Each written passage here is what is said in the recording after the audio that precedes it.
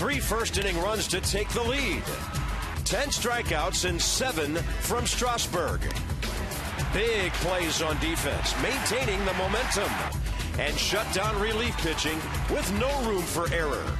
Tonight, Gio faces Matt Moore. It's an all-lefty matchup with a series on the line.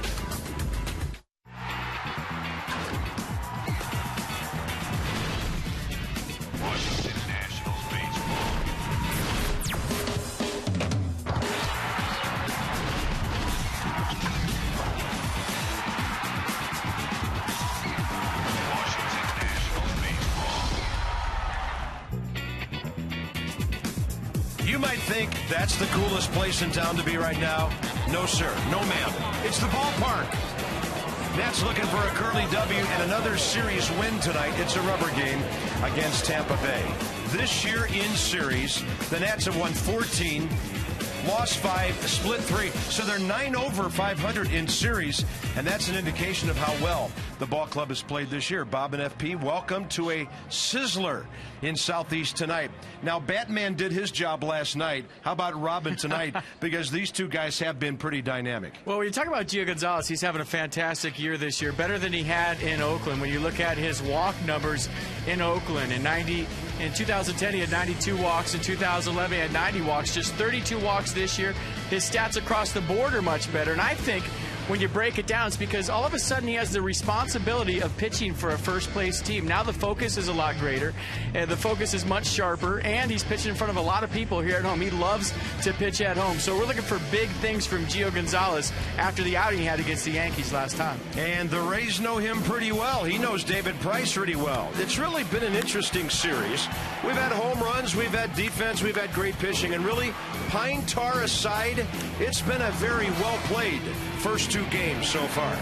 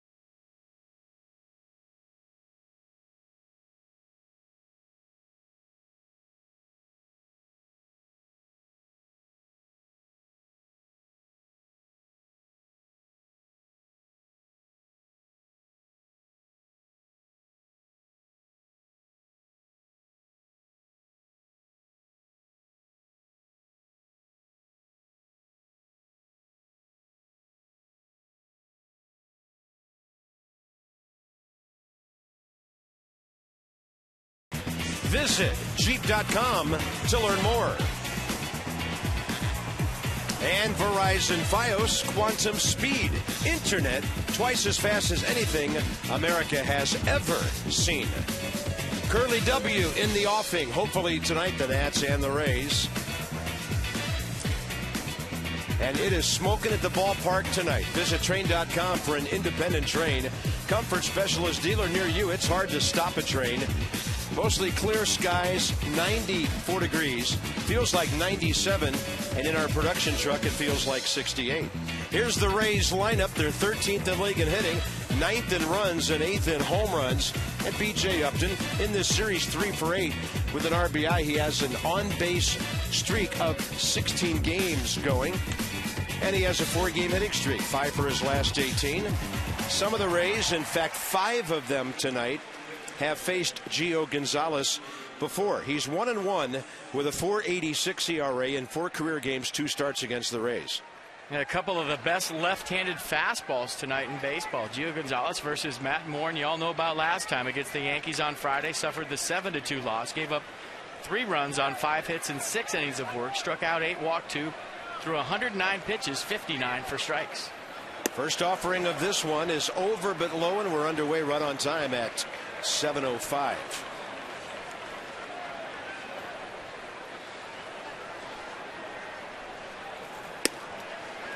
Desmond Jennings, left fielder, leadoff guy, a walk, 2 for 8 in the series, batting at .243.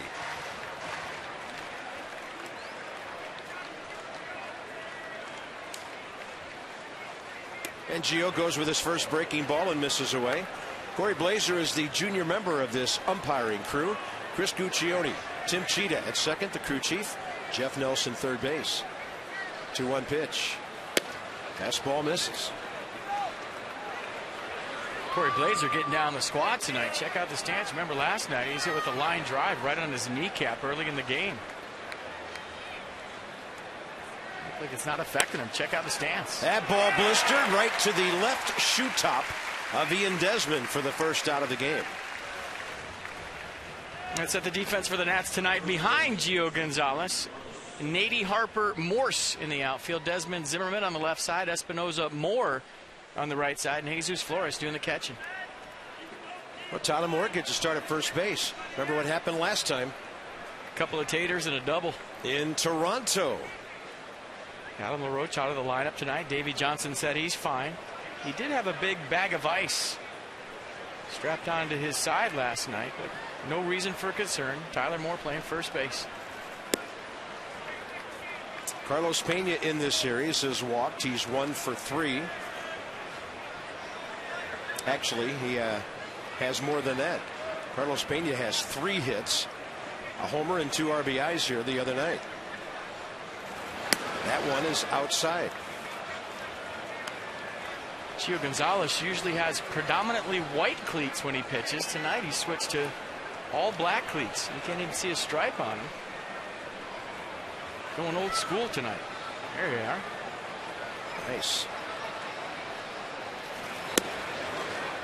We've joked a couple of times this year in the starts that he couldn't get away from the clown shoes that he wore in Oakland, but tonight he's going all black. I like it.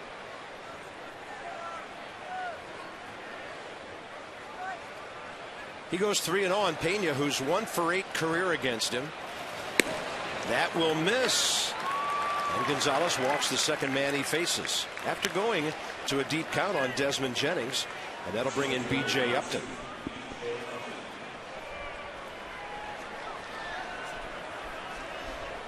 Upton also 1 for 8 career against Gonzalez and hitting .273. There will be some clubs after this young man. He will be a free agent at the end of the season. 27 years of age, and he pops it up short center. A late start for the center fielder, so that's Desmond out there to grab it. Not sure Bryce Harper reacted to that big swing on a ball that might have fallen in front of him, and that's the second out.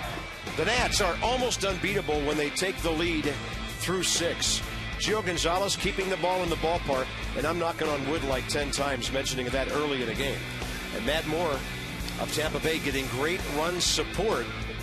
So he's 4-5 with a 4.16 ERA, but he's pitched very well his last 3 times out. I'm going to put a star in the scorebook for Ian Desmond for that play.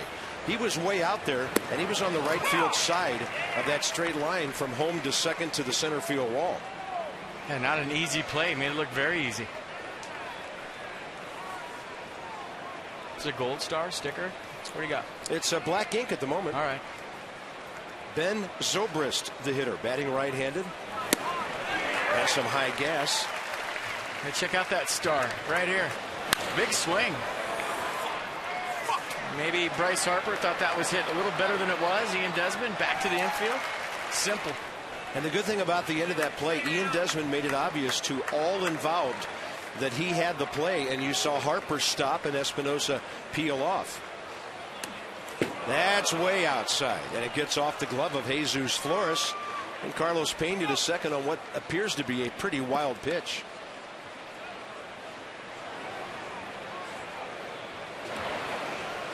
Runner in scoring position now with 2 outs. Zobrist has driven in 28 despite a .229 batting average. From the right side, hitting just .221. He probably misses Evan Longoria in the middle of this lineup as much as anybody. Gio tries to break that curveball under his bat. Flores got tied up with the hitter trying to pick up the ball. That's a 2-strike wiffle ball curveball right there. Threw it as hard as he could. Tried to get a swing and a miss for strike 3. Nice job of holding up by Zobrist. Not a lot of baseball tonight. Only 3 games other than this.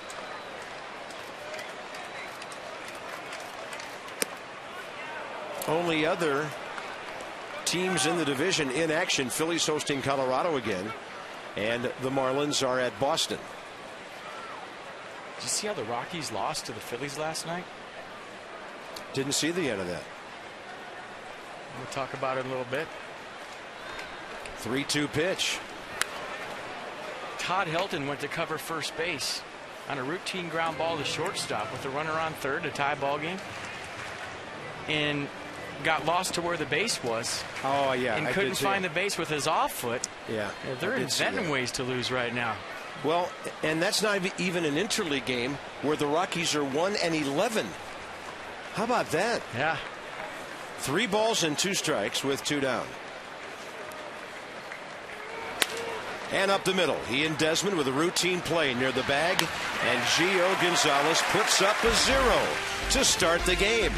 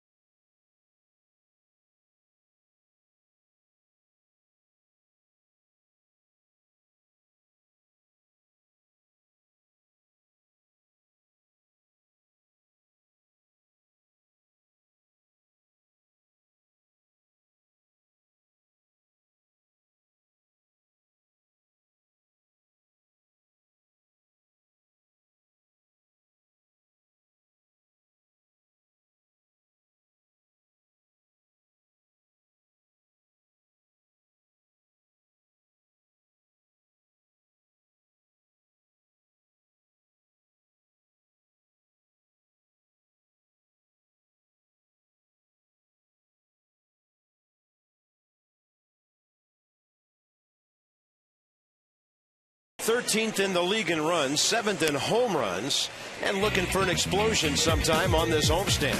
Tyler Moore is in there in the number 6 spot tonight. He's 8 for his last 17 since being called up a couple of weeks ago, including that huge game in Toronto. See your authorized Dodge dealer and experience a world of performance design and fuel efficiency. Schedule a test drive or log on to Dodge.com and check out the powerful lineup. So here's 23-year-old Matt Moore, 8th rounder 5 years ago, but considered their top pitching prospect And right now, Matt Moore, through 76 innings, has struck out 79 hitters. Coming off a great outing last Friday at Miami, threw 7 shutout innings, allowed just 1 hit, a first inning single to Donovan Solano, Jonathan's brother. It was 11-0 win for the Rays. He struck out 8, walked 3, threw 107 pitches, 67 for strike. So fastball in the mid-90s. He's got a big heater. Curveball change. He loves to pitch into right-handers. He'll throw the fastball in, the changeup away. He likes his fastball. He'll throw it out, outside, inside, all over the place, but he throws it a lot. Danny Espinosa pops one up right side. Over to have a look and a play is Carlos Pena for the first out. Harper and Zimmerman the next two. Let's set the defense for the Rays tonight behind Matt Moore. Jennings, Upton, Matsui in the outfield. Rodriguez, Sutton on the left side. Zobrist, Pena on the right side. And Jose Lobaton doing the catching. Rays have the second most errors in the American League. And the Nats tomorrow night will face the team with the most. Baltimore 60, Tampa Bay 59 errors. Bryce Harper in the series. Couple of walks and RBI. He's 1 for 5. And he will hit one to center. Going back is Upton.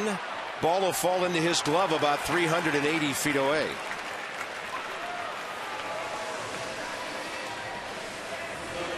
So 3 pitches, 2 outs. The Nats against a pitcher they've only seen on videotape. Next up, Ryan Zimmerman.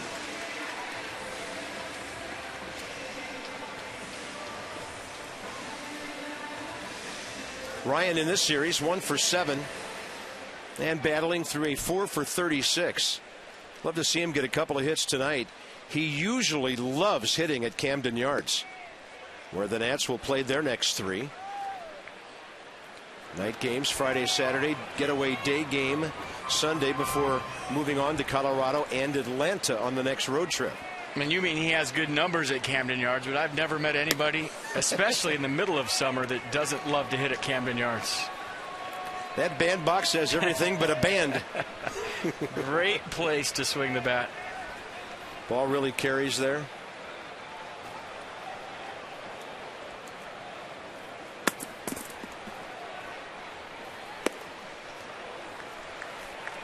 Two balls and a strike to Zimmerman, hitting .226, and we know that'll change.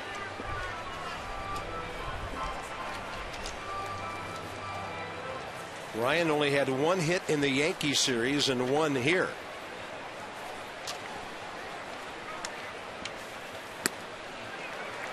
Two and two. 95 and 96 back to back. Jimmy Rollins led off the bottom of the first with a home run. The Phillies lead the Rockies 1-0. Yeah, a little Harry Callis in that right there. He hit that ball out of here. Love listening to Harry. Me too. And a swing and a miss. The ball is by Zimmerman. Let's check out Darryl Green asking the catcher to come a little closer. Come on, man. He can still pitch run. First pitch tonight. Steve Reich 1. Nicely done.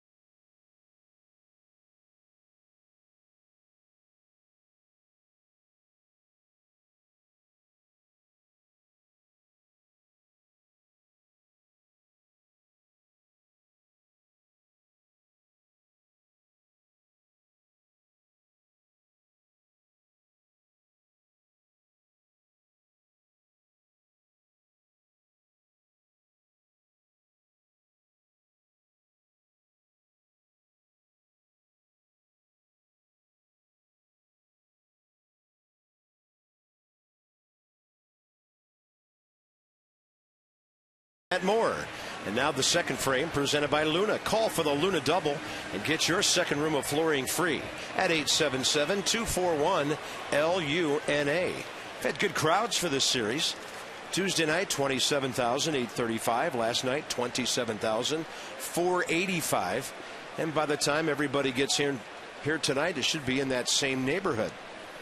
So the Nats have a chance to draw well over 80,000 for the three-game series against the Tampa Bay Rays. Here's Hideki Matsui. Darryl Green looks like he could still play. Joe Theismann here tonight. Redskin greats all over the place. Wow. Hideki Matsui in the series 1 for 5 with an RBI single. He has one career hit against Gio Gonzalez, and it is a home run.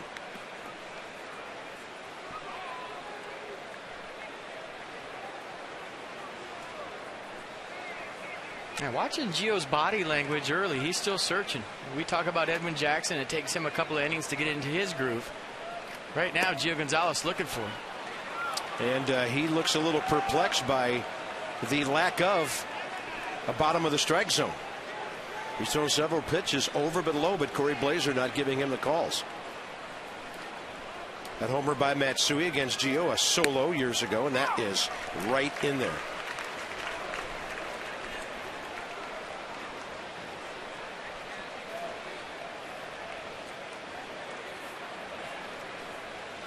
Three balls and a strike. That'll be right in there at 94 to fill the count.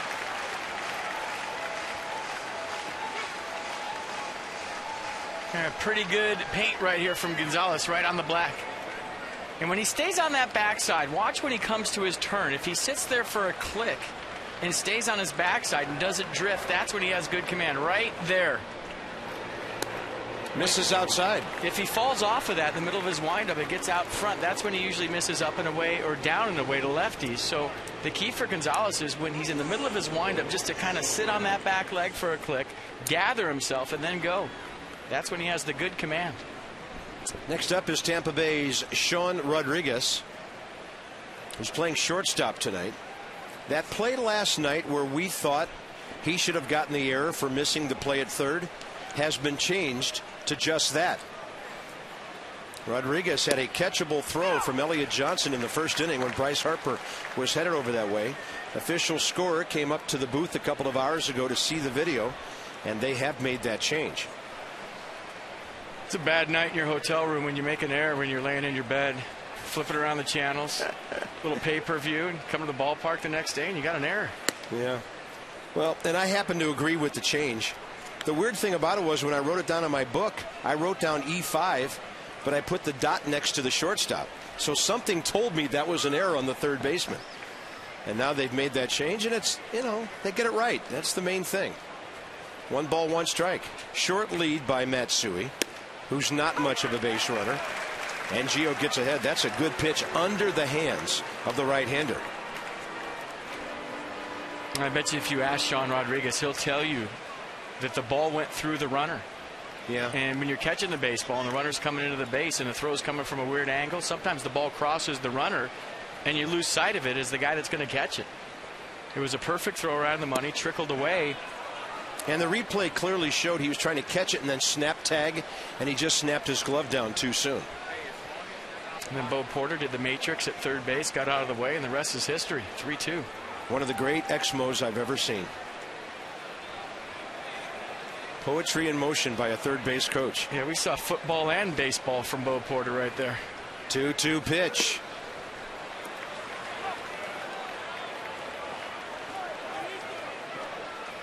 I tell you, Gio, first inning, 17 pitches, only 7 strikes, but he threw about 12 pitches over the plate, just not getting any calls down around the knees. Third full count consecutively here.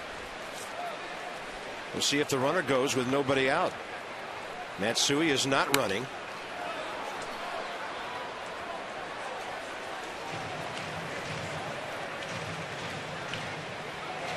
He'll find that groove. It usually takes him a minute. It does with all power pitchers, and you have to consider Gonzalez a power pitcher, a lefty that throws 96.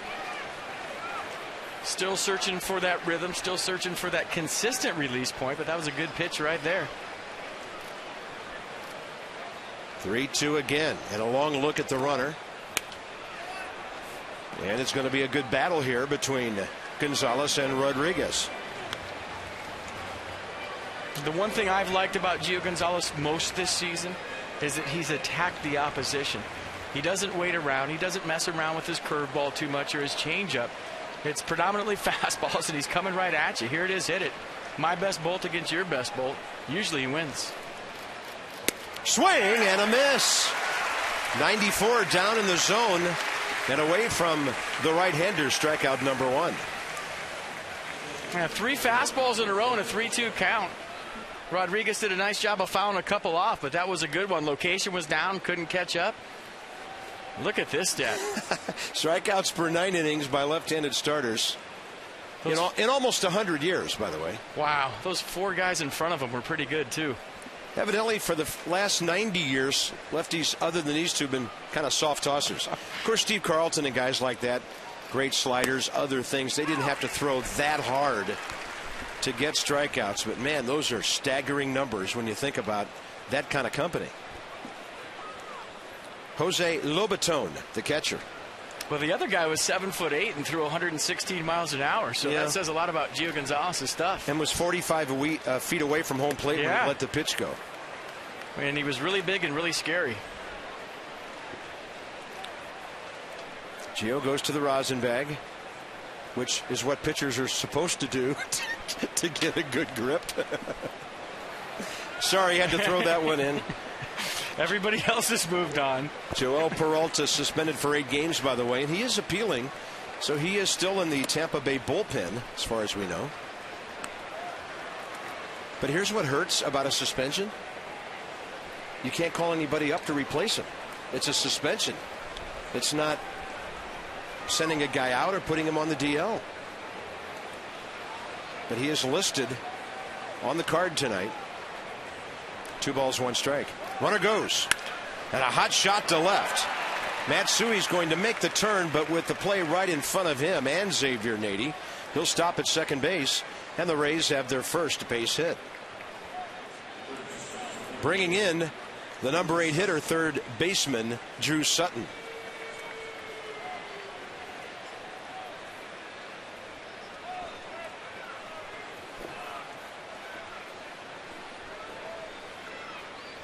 Drew Sutton is 28 years of age.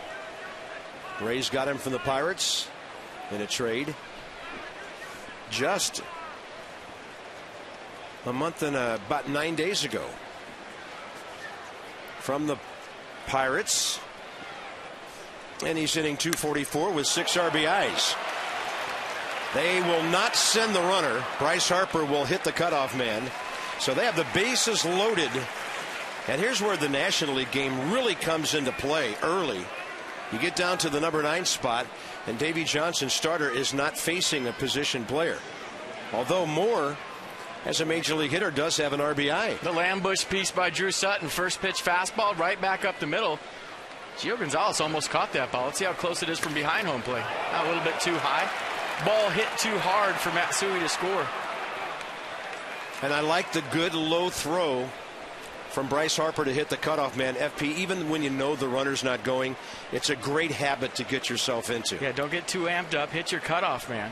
They're right now with Matt Moore hitting. You always got to watch out for these young guys that haven't played a lot of minor league baseball, that hit at an early age. They don't lose their swings. They're usually good athletes. Usually when you go through the minor leagues and you don't hit for a while, that's when as a pitcher you lose your swing. But Matt Moore turned 23 on Monday, a young guy that probably has a pretty good idea still at the plate. 0 for 2 with a sacrifice and an RBI. Gio drops a breaking ball to the inside corner, and the count's even. Actually, not even. Way uneven, 0-2.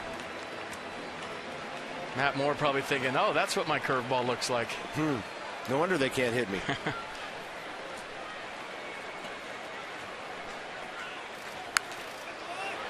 Yeah, not a bad hack right there in a 2-strike count on a 96-mile-an-hour fastball.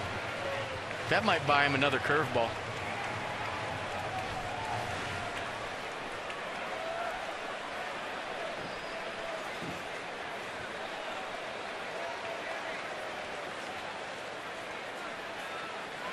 0-2 with one out.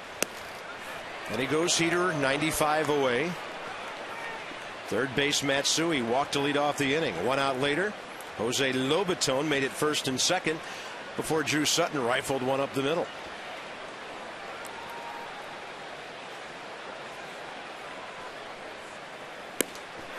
'94 didn't throw him another hook. He said, here's my heater. And Gio Gonzalez has 2 strikeouts. Nissan on the pitch track. Yeah, challenge fastball 94. And I think if you're Joe Madden and the Rays, you're okay with that. The last thing you wanted Matt Moore to do was put a ball in play, hit a ground ball double play. Now the line moves to Desmond Jennings. He's still got a chance to score some runs. I'm not sure what Gio had to say to Tim Cheetah right there. Close a great deal now on your new Nissan. Hurry, the door closes July 2nd on that great opportunity, and they bring us our pitch track. Here's Desmond Jennings, who lined out hard to Ian Desmond, first time up. Yeah, Gio didn't like that call either.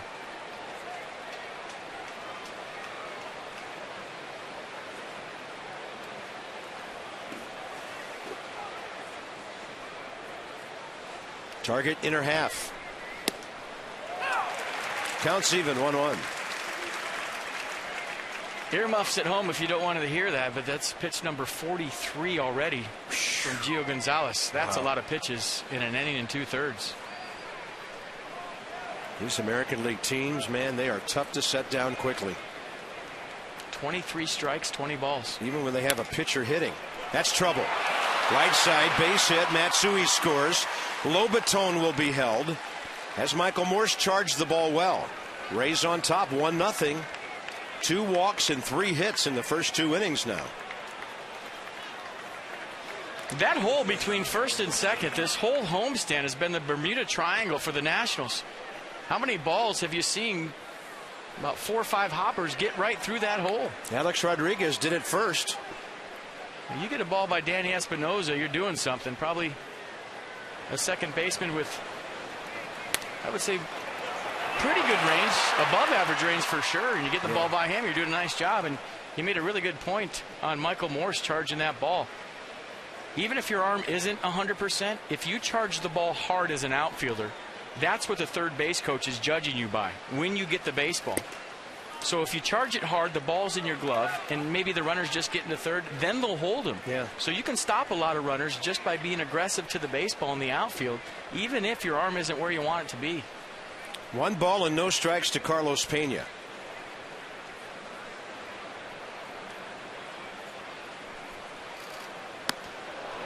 Two and 0.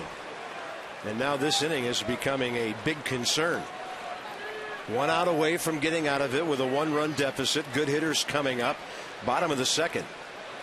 Gio Gonzalez has a possibility of being around 50 pitches after 2 innings here. And Steve McCatty doesn't like what he's seeing, and I don't think he doesn't like the stuff that Gio has. He's watching his body language right now. He hasn't been comfortable from the get-go. Kind of walking around the mound, trying to figure things out. You can tell with him. You know, he wears it on his sleeve, right? He doesn't have a poker face. You know how he's feeling every day when you walk by his locker. You know how he's feeling in the dugout, and you definitely know how he's feeling 60 feet 6 inches away from the hitter. And tonight you can tell he's searching, he's trying to find it. I just wonder if the strike zone is bugging him.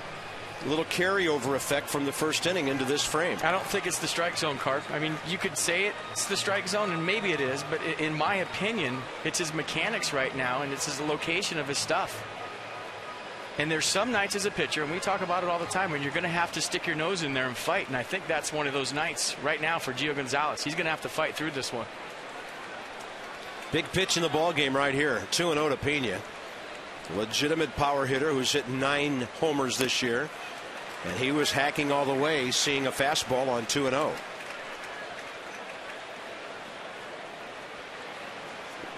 And I know as a hitter, there's nights when you just have to throw the mechanics out the window. Yeah. Stick your nose in there and figure out a way to help your team out. And I would imagine as a pitcher the same way. Forget about mechanics. Forget about everything. Use the bulldog in you and go after him. And we all know that he has that in him, and he's going to have to use it here.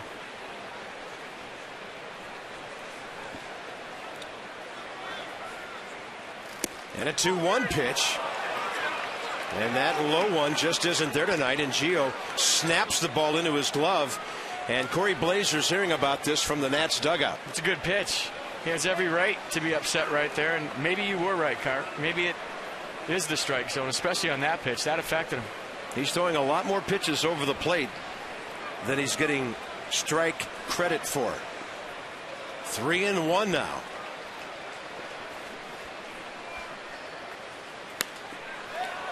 And he'll pop up Pena out of play to the right side. And all the runners will be moving here in a moment.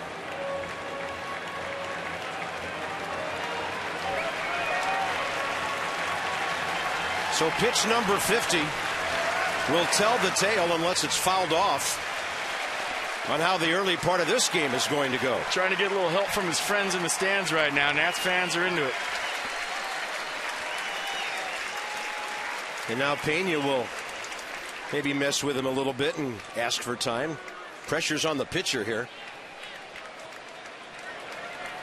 So kind of like icing the kicker before a 3-2 pitch.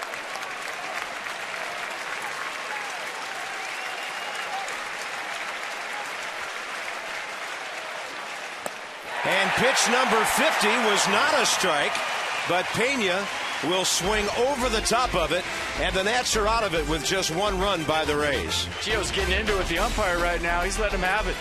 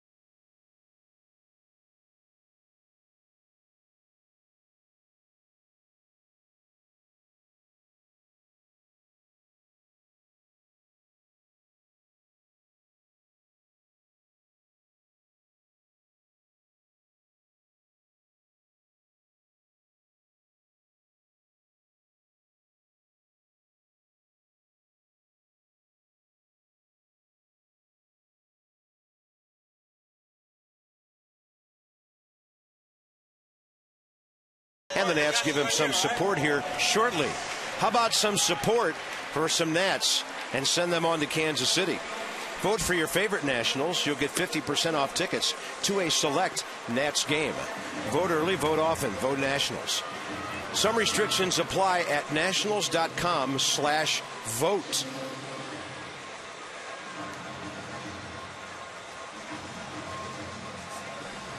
So for the Nats, Michael Morse, Ian Desmond, and Tyler Moore for Davey Johnson, bottom of the second. The most hits by any Nationals hitters in this series, 2 by Michael Morse and Ian Desmond.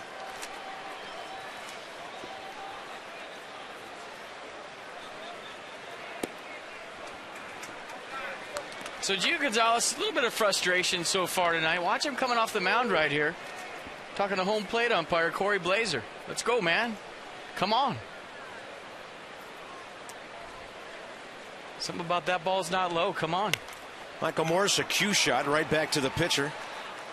Whenever you see one like that, that indicates very late movement. And right off the top of the barrel, 4 straight for Moore to start the game. But when you're gearing up for mid-90s fastball and you get an 87-mile-an-hour changeup, that's going to happen. Good pitch.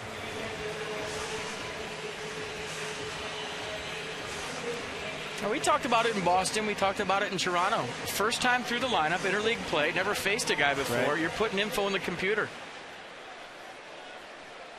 Big league hitters make adjustments. And the big turn through the lineup for Matt Moore is going to be the second time when these guys have seen his release point, they've seen his movement, they've felt his velocity, they've seen his off speed. A lot of the Rays have faced Gio before, but as far as Matt Moore versus the Nationals, this is first time through. They're figuring him out. Yeah, and you just hope you can scratch out a couple of hits so that you're not waiting till the 5th or 6th inning to see him that second time. Ian Desmond 2 for 6 with a homer in the series. Just out of the league's top 10 in doubles. Just out of the league's top 10 in extra base hits. But among shortstops, as good as anybody out there right now. That swing right there from Ian Desmond, that's how you're supposed to swing the bat in a 2-0 count. Very aggressive. He's been aggressive all season long, but when you get ahead like that, you're looking to take somebody's head off on defense. It's a weapon. You use it like a weapon when you're ahead in the count. Ian Desmond already a career high in home runs. So through 65 games last year, his numbers, Desmond last season would go on to hit 253 with 8 homers and 49 RBIs. 27 doubles, 5 triples. And he's been that big for the Nats all year.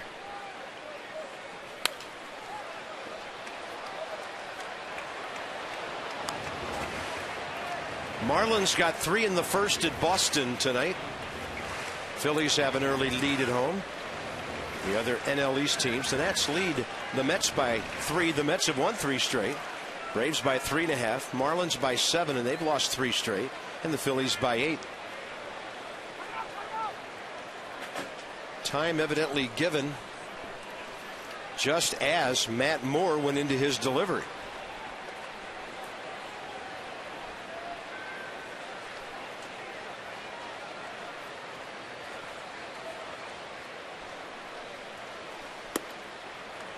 That was off speed, float up high. So Tyler Moore on deck in a 3-2 count. You know, a lot like Strasburg, Matt Moore's changeup will be in the high 80s, 87, 88 miles an hour. That one 88. The curveball in the low 80s. And like you've already seen, you can run the fastball up there in the mid to high 90s. And Desmond will foul another one off. That was a direct hit right there. Jose Lobaton. Let's check it out. Oh, the Expo is going to show this. Watch. Just missed the ball. Wow. And you wonder why catchers get concussions on foul tips. You just saw why. It's got the old school mask working. I like it. Yeah. The old cage. 3-2 to Ian Desmond. 1 out. And 2 down. Strikeout number 2. 3-2 changeup right there. 89 miles an hour. Looked just like his fastball. Good pitch. You obviously have to respect the mid-90s fastball in a 3-2 count. You're thinking, I'm going to get the fastball. He pulls the string right there. And not too many guys can stay back on that. That was a perfect pitch. Here's Tyler Moore. Got Kyle Drabek and Aaron Laffey for his first 2 home runs last week in Toronto. So a very respectable 18-game Major League batting average of .306.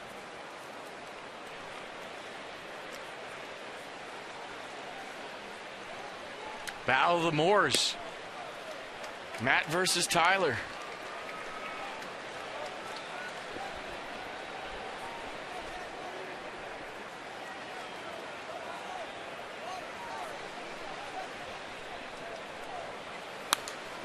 Tyler with a big time hack, and it went almost straight back.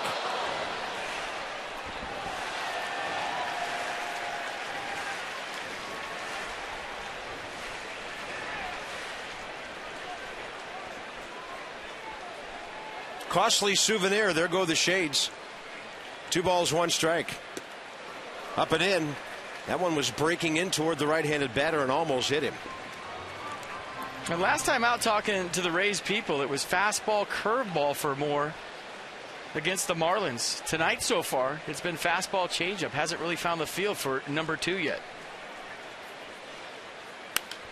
Well, maybe as long as things are going so well, doesn't want to show it too much. Yeah, maybe that's for second, third time around.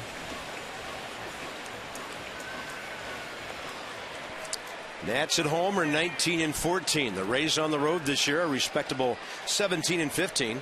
Tampa Bay 7-7 interleague. The Nats are 8-6. 3-2 pitch. He goes with the fastball, misses. Washington's first base runner. Another good AB from Tyler Moore. That's his third walk. Xavier Nady will be next.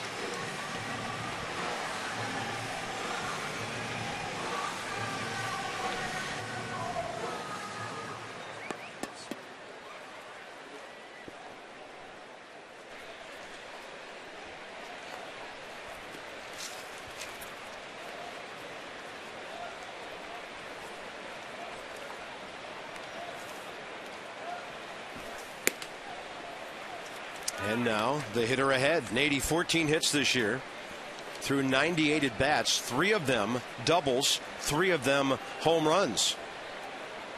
And this is where, as a hitter in a 1-0 count, a guy with a plus fastball, you're cheating on a fastball middle in. You're looking for something in. If he throws a changeup, so what? You're looking for a heater. And with that in mind, prior to the throw over, Lobaton was set up just off the outside corner.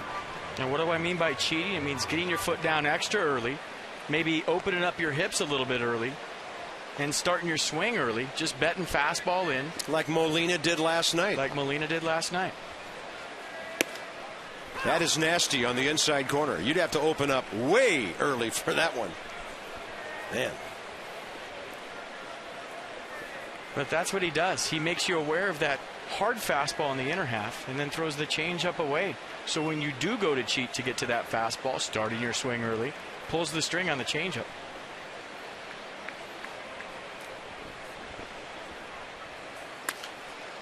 And there it was. Set it up with a fastball. Fastball in 94, changeup down the middle 86. 85% heaters. Why wouldn't you? Got a good one. 23 years of age, former New Mexico Player of the Year at Moriarty High School. He was born in the panhandle of Florida, Fort Walton Beach. And he's in the first year of a 5-year contract. That's how much the Rays think of him. Nady stays alive. Off to the right it goes. He has taken an 8th round draft selection of 5 years ago and gotten himself into the major league realm in very good fashion.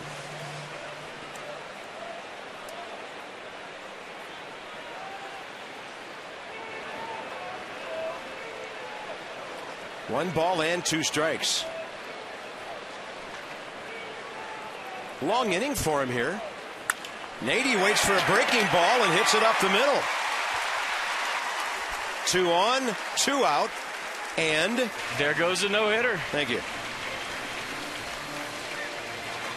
But a good battle by Xavier Nady, and they're going to force Moore to throw more than 20 pitches this inning. Well, that's the curveball I'm talking about. The fastball change for Moore, and that might have a little pine tar on it. See that right there? Fastball change have been good. Hasn't snapped that curveball off. A nice piece of hitting right there by Xavier Nady. Stayed inside that baseball.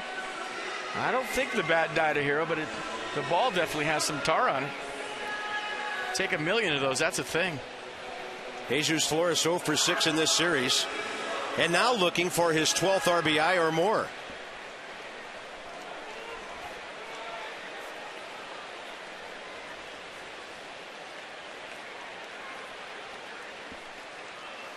You get into consecutive days of weather like we're having here, one of the first guys you think about is the catcher. Tough days to play every day. Yeah, if it's like this for a while, he'll be 130 pounds by August. He's listed at 229, so that would be a drastic drop. Yeah, and I guarantee you he's under 229 right now. There's games when you could lose 5 pounds during a game. I mean, it's water weight. You gain it right back after the game. And especially when it's hot like this, you got to hydrate. Got to stay in a cool place in the dugout. The tunnel's got some air conditioning. Guys will go back in the clubhouse to cool off. Listen to Bob on TV. Come back out, go get him. I was going to say, listen to us, take a quick nap, and get back out there.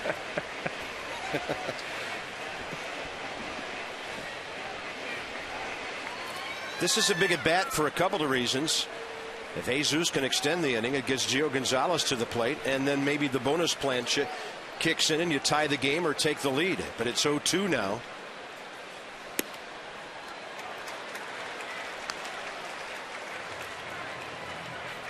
And now it's a 25-pitch inning for Matt Moore.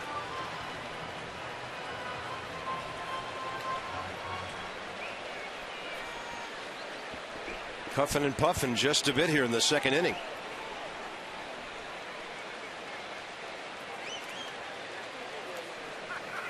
Flores, a good take on a pitch down and in, and he's battled back even here. And whatever happens in this inning, at least Gio Gonzalez has had some time to regroup mentally. Yeah. This inning's taken a little bit of time, even though he's standing up in the on-deck circle right now. Time to regroup, talk to his pitching coach, maybe talk to Strasburg in the dugout, figure out what he's doing wrong, get some water. There's nothing worse than having an outing where you don't feel like you have your best stuff, and all of a sudden you're right back on the mound again because it's a 1-2-3 inning. And a 2-2, and now the count's full. It's a big miss right there. That'll give Tyler Moore a head start. Yeah, not great speed out there. Moore's a good base runner. He's 3 for 3 stealing this year, but he's not a burner. And then Xavier Nady, an experienced guy, 90 feet behind him. Both of them will get big leadoffs here.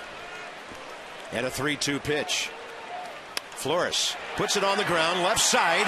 That is booted by Drew Sutton, and for a moment you thought Moore might keep coming around the bag, and the bases are loaded with 2 outs. The Rays have just not been a good defensive ball club, and they miss Evan Longoria on a play like that. Well, if it was Bryce Harper, he'd be in the dugout right now. But Tyler Moore in a 3-2 count. A little bobble by Drew Sutton right there, but I don't think the ball got far enough away from him for Bo Porter to send Tyler Moore. Yeah, check it out. Just trickles away. There's Tyler Moore just coming to the bag, and maybe if that ball kicks a little farther away, Moore keeps going. Now it's up to Gio Gonzalez to maybe help himself out a little bit right here. And Bo's stop sign was immediate.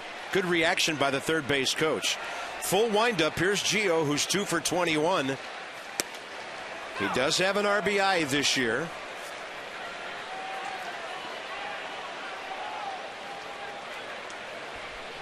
He crowds the plate a little bit. He's not way back there. Not afraid to stick his hands and his bat in there.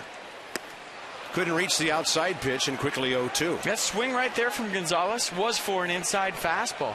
Matt Moore missed his location. The ball was maybe middle away, as you see Gonzalez right on top of the plate. But if he hit a spot right there, Gonzalez had a chance. He's swinging for the inside pitch. No balls, 2 strikes. And that'll do it for the inning. But some 2-out base runners, making it a very long frame on a hot night. Where is that? It's not far from the ballpark. Let's go.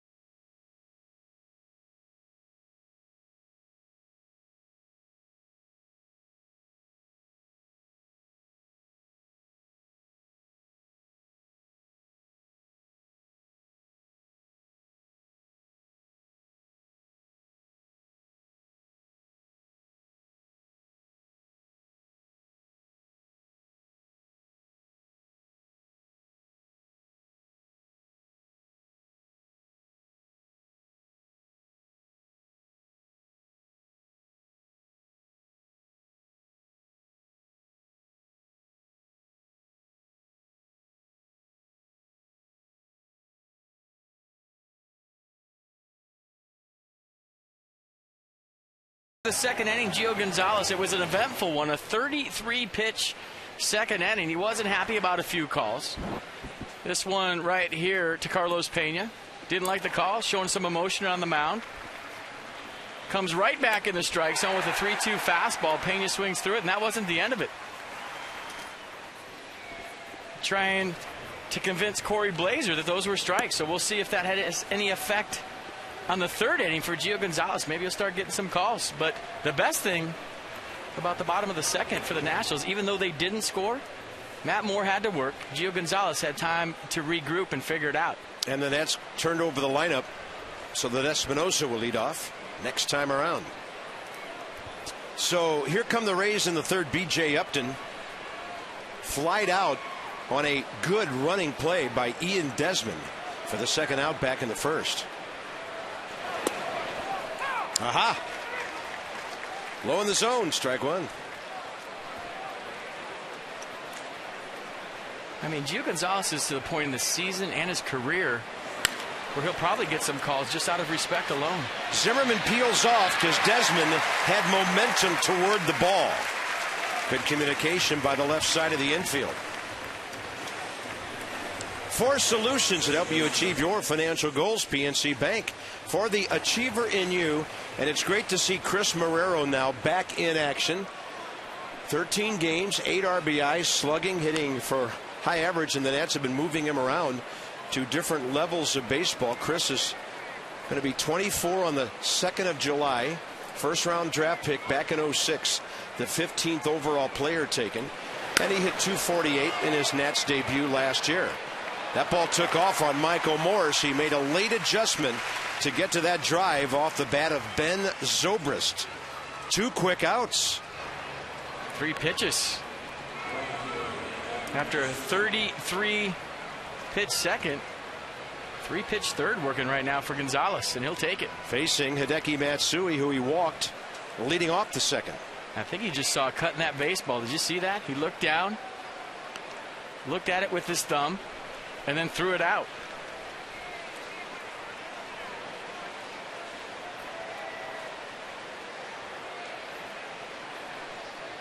Sometimes pitchers don't like the cut in the baseball because, quite frankly, they don't know how to use it.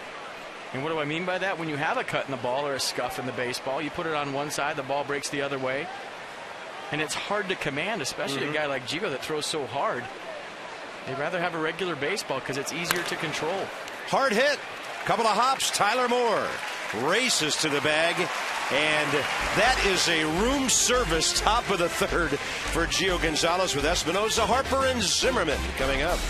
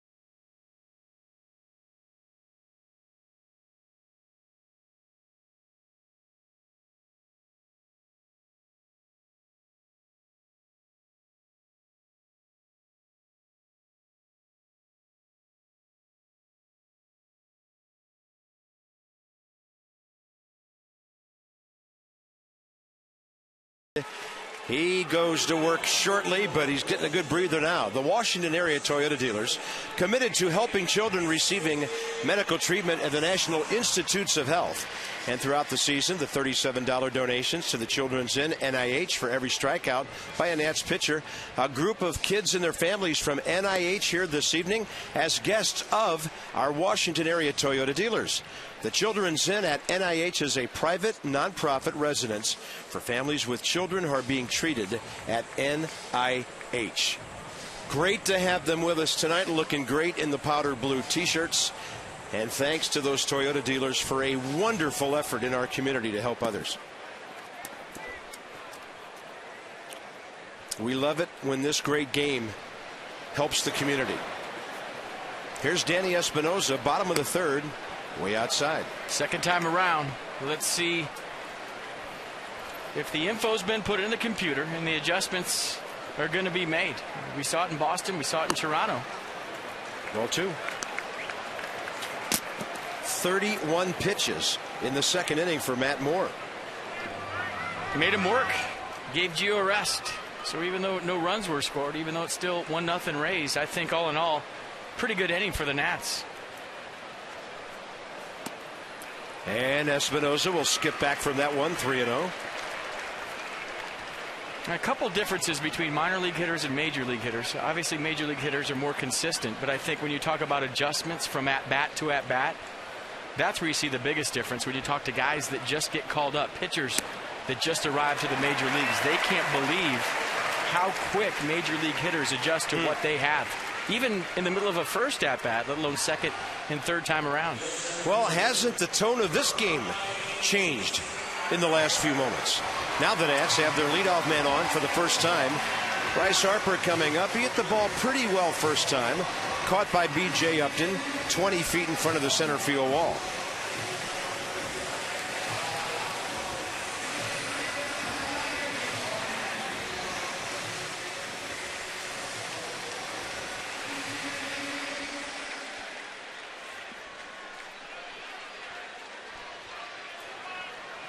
Lefty-lefty matchup.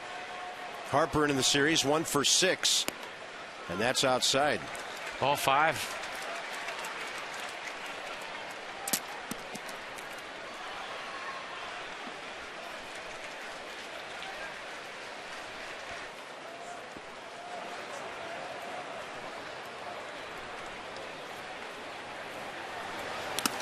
He was hacking. Had an emailer ask me today. People are curious about Bryce Harper, of course. Said, is he a natural lefty or a natural right-hander? Because he throws right, hits left. And Bryce told me he is a natural left-hander. He said, I can throw the ball left-handed, but I've just always kind of picked it up as a kid, throwing it right-handed. But he swings left, he plays golf left side. And he said, I can kick a ball with either foot. He should have just said he's amphibious and sent the email back. Well, I never answered the email until just now, so hopefully that person was listening. But I'd like to see Bryce sometime, at least during BP or something, throw the ball left-handed. He has such a great arm from the other side. Probably throws it like 95. Probably. 1 ball and 1 strike to Bryce. Came into this game hitting .337 over his last 26 games. Interesting stat I saw more today. Lefties are hitting .321 against them this year. 18 for 56 coming into tonight. Righties only .216. That is low, 2-1. I think if you're Bryce Harper right now, lefties very rarely throw lefties changeups. If you watch Matt Moore so far in this game, his curveball command hasn't been that great like he'd probably want it to be. So if you're Bryce, you're looking at one pitch pretty much, right? Fastball.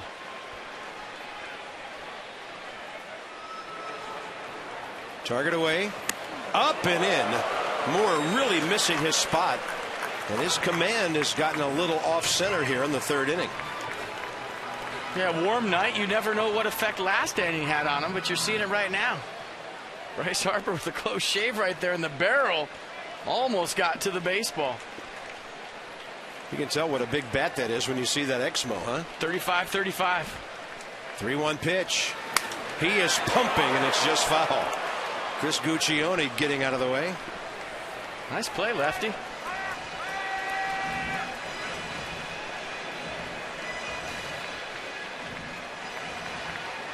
.3-1 fastball, all over it. Yeah, there's been some serious heat seekers down there the last couple of nights. Pretty soon first base umps are going to be wearing helmets too. 3-2. We'll see if Danny Espinosa's on the move. Nats are down by a run. Short lead. He's not running, and it's ball 4. First and second, nobody out with Ryan Zimmerman coming up. 3 walks in the game now for Moore. Yeah, wheels are off right now for Matt Moore. That'll earn him a quick visit from his pitching coach, Jim Hickey.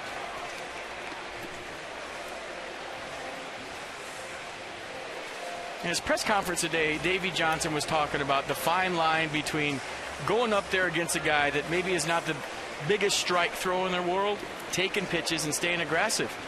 And I think his quote was, "I call it patiently aggressive. We just have been taking the patiently out of it lately." So what does that mean, patiently aggressive? You go up there with a game plan. You're looking for one pitch in one spot. You're sitting on a pitch, and if you don't get it, you take it.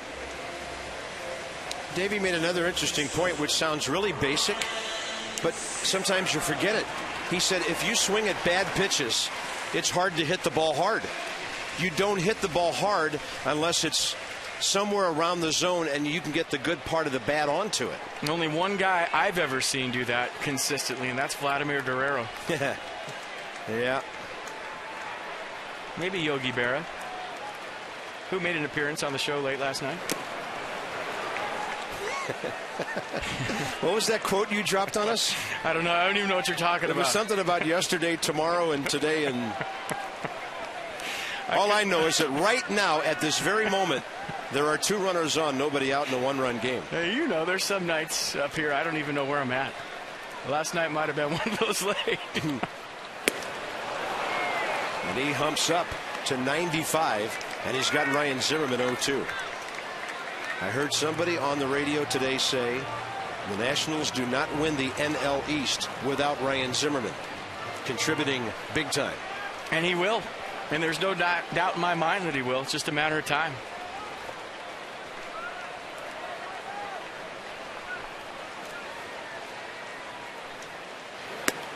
And a good take.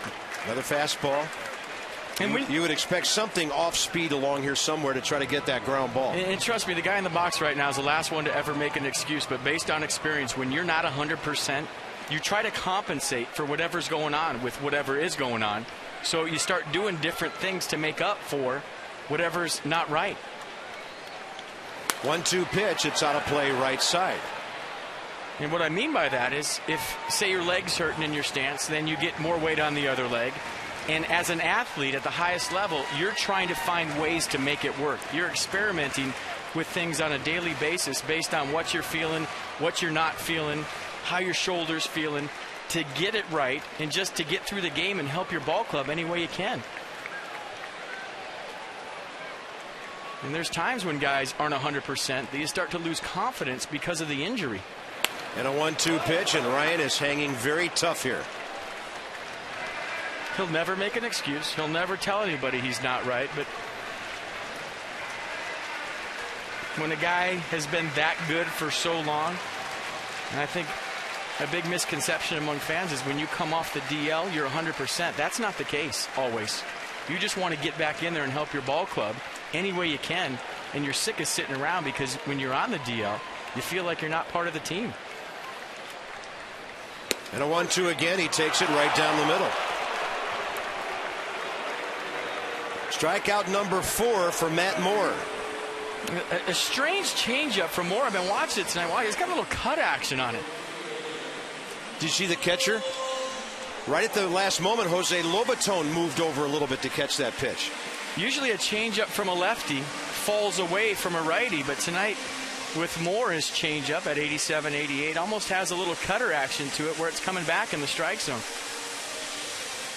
Here's Michael Morse now in a huge spot.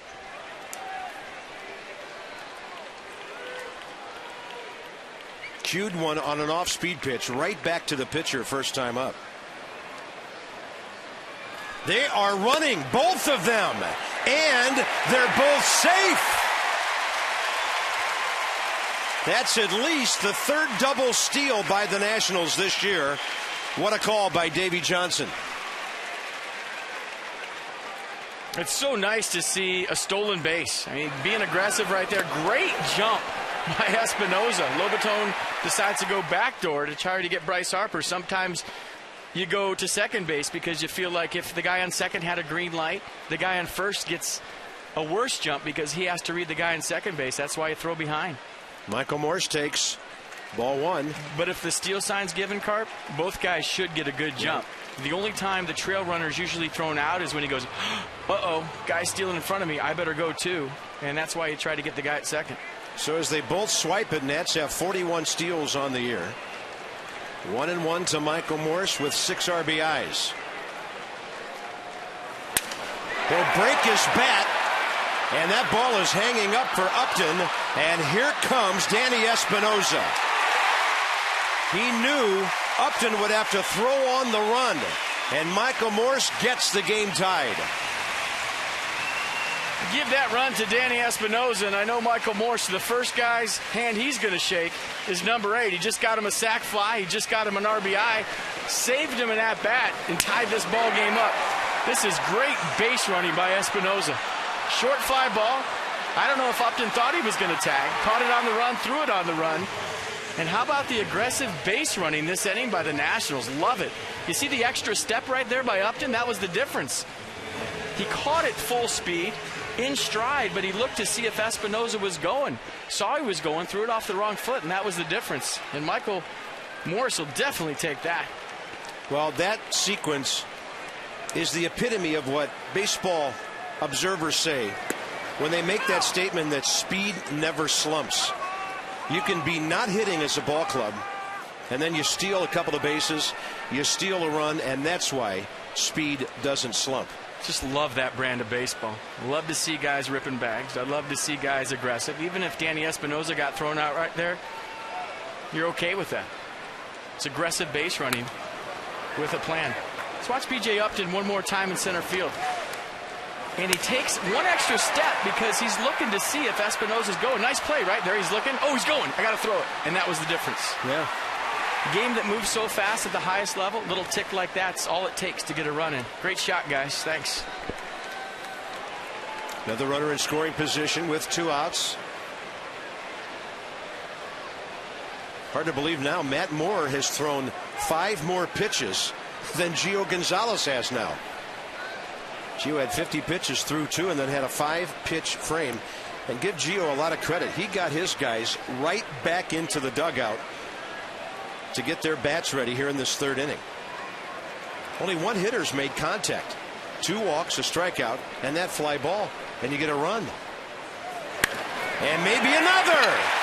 Desmond up the middle. Here comes Bryce Harper. The Nats lead 2-1. RBI number 36 by Ian Desmond. And he's going to second. He's got his head down. Unbelievable. He just went all the way to second base. Nobody at first base. Desmond could extend as far as he wanted. Carlos Pena in the middle of the diamond. Ben Zobrist didn't peel back to first base. So watch the base hit. 36 RBIs for Desmond, and I feel like all 36 are with 2 outs. Nobody has been more clutch all season long. Bryce Harper scores easily, and this is where the fun begins. Look at how far he is. Pena with the ball in his hand, and he walks right into second base. Looking. How about that? Make a highlight reel of this inning. Nats running the bases very aggressively, and this is the way the game is supposed to be played. This fires me up. I love it. Somewhere, Maury Wills, Lou Brock, and Ricky Henderson are smiling right now. Good stuff, man. This is great. Of Desmond's 36 RBIs, they just told me 17 with 2 outs. How clutch is that? Almost half. That's awesome. Tyler Moore walked his first time. Another runner in scoring position. 2-0.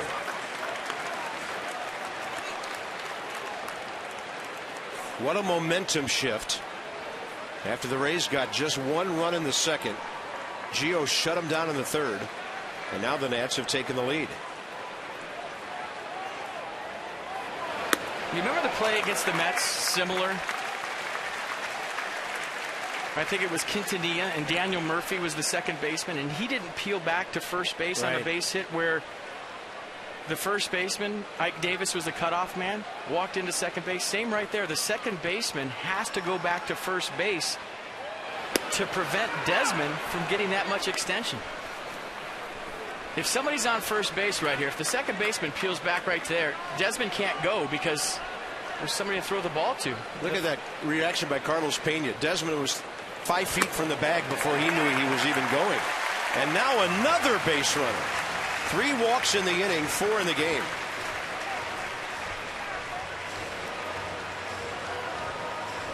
So the Nationals playing some true National League baseball in this game.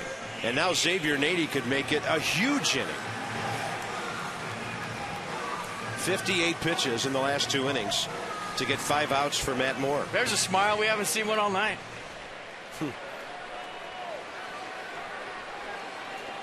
Xavier Nady singled on a breaking ball. Up the middle, first time up. And he's taking. And now Jose Lobaton will visit the mound. And maybe Matt Moore gets that call in the first 2 innings when he's throwing strikes. Borderline pitch. You walk a couple guys in the inning, 3 guys in the inning. All of a sudden, you lose rhythm as an umpire, and Corey Blazer may be hunting balls right now instead of strikes based on what he's seen this inning.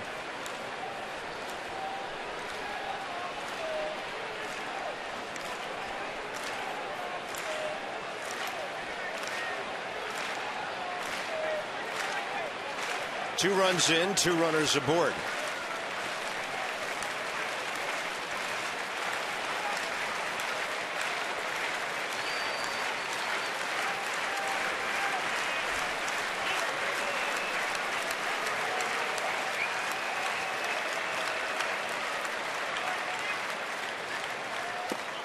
Ball 2.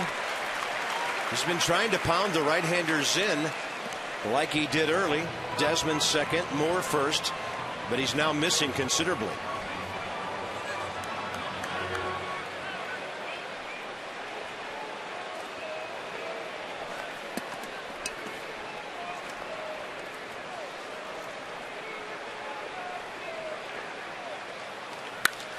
Nady hits that ball a ton to center. Upton is going back, and he's got it.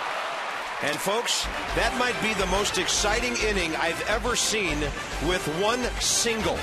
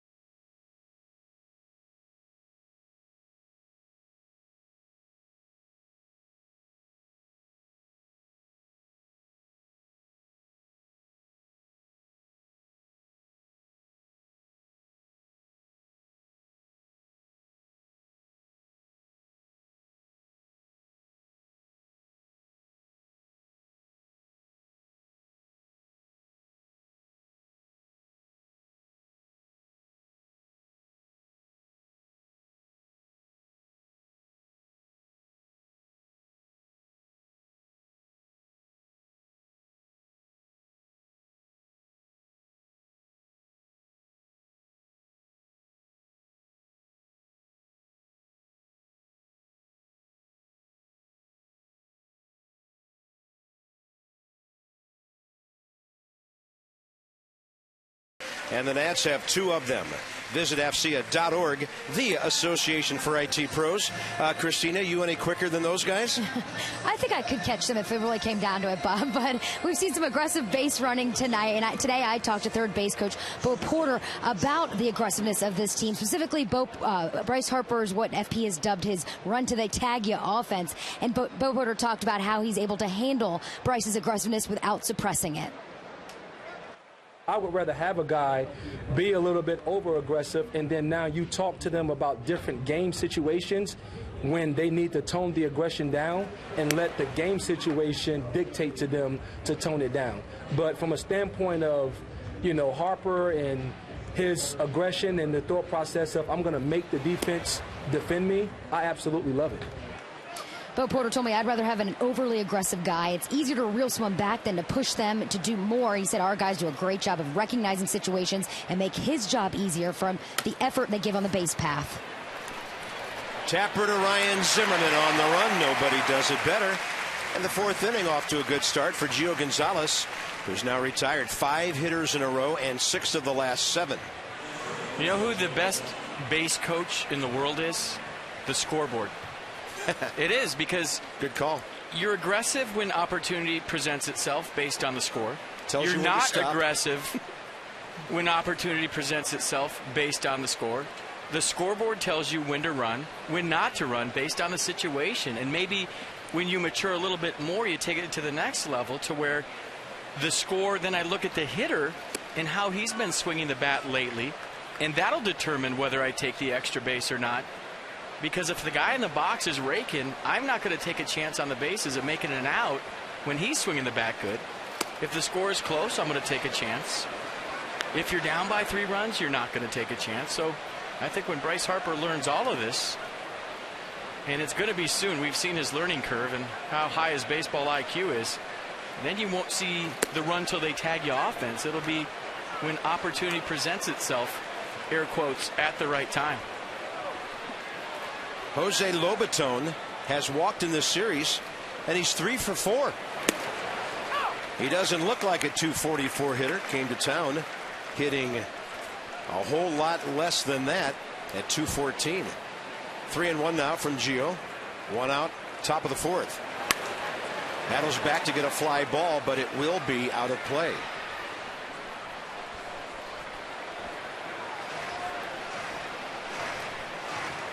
Tyler Moore feeling good with the first baseman's mitt back on his hands tonight. He has walked twice. So impressed with what we see from him with the bat, and we like the defense so far too. 3-2 now. Target is in. That ball is flared down the left field line and heading for the corner. It'll be a fair ball, hitting right at the 336 mark. And Jose Lobaton is having one heck of a series. 4 for 5 with a walk. Didn't play the middle game of the 3-game set last night.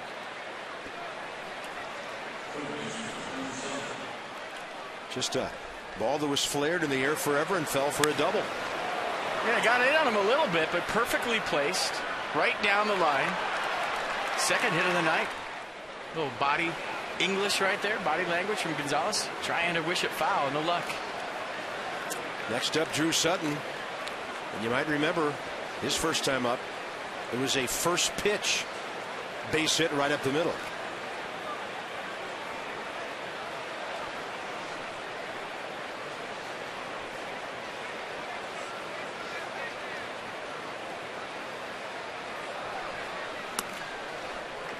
You see Gonzalez wiping his hand right there after the pitch. He's not getting any kind of grip whatsoever on a hot, humid night on his curveball. Go to the rosin. And sometimes the worst thing you can do as a pitcher is wipe your uniform, because that's more wet than your hand is. That's a good breaking ball. And that is such a touch pitch. Ray Knight calls it having tack on the ball, where you get a good feel and it feels sticky in your hand. Well, that's why guys use pine tar, to get a good grip on the baseball on hot nights. And we didn't talk about it last night, but I used to put pine tar in my infield glove, and you'll see infielders do that from time to time. That ball hit out to right center for Bryce Harper, setting himself up for a throw he will not need to make. Gets it to the cutoff man, and 2 outs.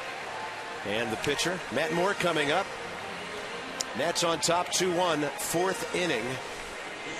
And we have an AT&T fact of the game for you. Gio, Strasburg, R.A. Dickey, Matt Cain, only pitchers with more strikeouts than base runners.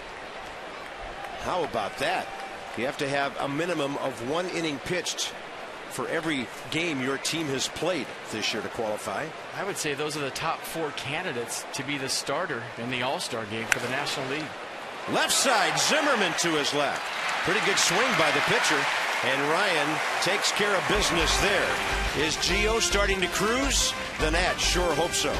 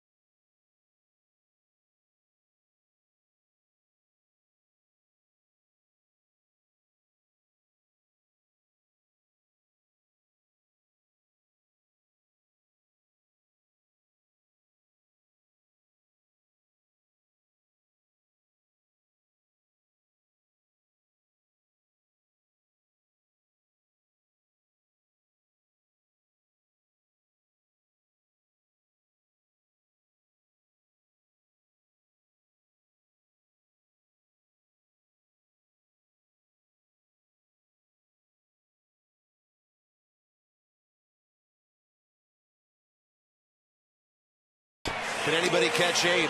He's been the best closer of any president over the years, and number 16 checks in. George, Tom, and Teddy. There's our Cox game summary. Free Fest has arrived. Cox is offering the first month of any new service free. Visit Cox.com today. Well, let's go back to last inning. Double steal. Watch the jump by Espinoza. Good job on the back end. Bryce Harper getting a good jump. That was very key. Getting some love from Bo Porter at third base. And Michael Morse with an awesome sac fly. I think maybe Espinoza caught B.J. Upton napping a little bit. And Ian Desmond with what seemed like his millionth RBI with 2 outs this year. Heads up, going to second base. And Carp, somebody just asked me on Twitter, as Davey Johnson puts it. Tweeter. How do you rule that? I think it's a good question. I bet you a lot of people don't know. Is that a stolen base, or how do you rule Desmond going to second? It's not a stolen base because you have to steal a base on a pitch, or at least a pitch not made by a pitcher who's on the mound. But it's simply second on the throw. A throw came in, and for some reason Carlos Pena decided to study the imprint on the baseball. And so Ian Desmond, in essence, did steal second base. But it's ruled the same as going to second base on, say, a throw home. Now, you and I talked about it during the break. If we had what they call the team error, you could give a team error there to make that 90 feet have to be accounted for. But baseball has never implemented that. I just put cool on my scorecard. Nice. Because it was heads up, and I liked it. I'm pretty sure Adam LaRoche liked it. He's very cool. He might be the only one that's cool tonight when it's 100 out. Jesus Flores' swing. 1 ball, 1 strike, and the bottom of the 4th is underway. Gio Gonzalez to follow. And then Danny Espinoza for the Nats here in the 4th.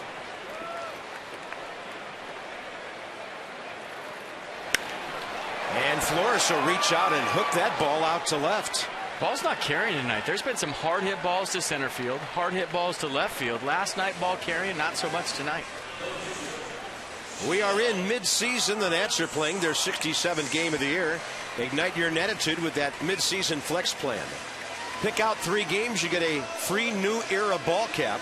Go to nationals.com/flex. 1 cap per plan, minimum 2 plans, and some restrictions do apply. One of those restrictions is I'm pretty sure you have to pick the curly W in color red. Red cap, white curly W. Gio Gonzalez takes a big swing. Got mine on right now. Baltimore tomorrow night. Laughing at himself after that first act.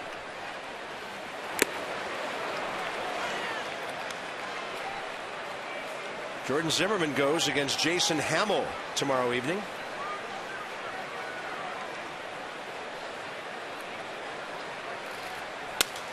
Gio gets the bat on the ball. A little in between hop. Sean Rodriguez, time to throw him out. 2 down. So in Baltimore, he gave you the pitching matchup for tomorrow night. Edwin Jackson and Wei-Yin Chen on Fox Saturday night. Ross Detweiler and Jake Arrieta then for the day game on Sunday. So Zimmerman, Jackson, Detweiler, and then Steven Strasburg scheduled to pitch.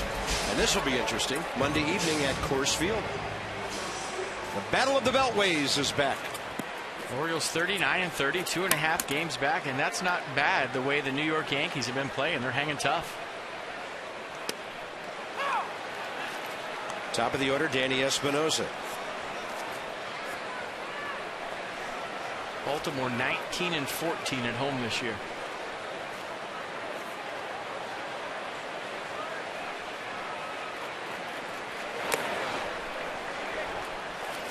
Danny is fouled out, walk, stolen a base, and scored.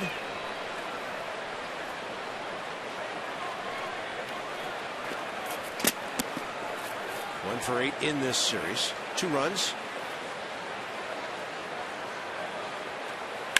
That ball is smoked all the way down into the left field corner. And Danny Espinosa will get to scoring position with 2 outs. So he has 6 homers, a triple, and that will be his 15th double of the season.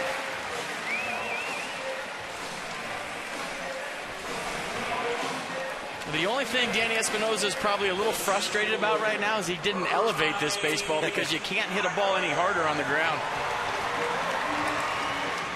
A little 2-out lightning from Danny Espinosa, who is now from the right side of the plate hitting .370. Danny's batting average against left-handed pitchers is the 6th highest in the National League. So a 2-out chance now for Bryce Harper.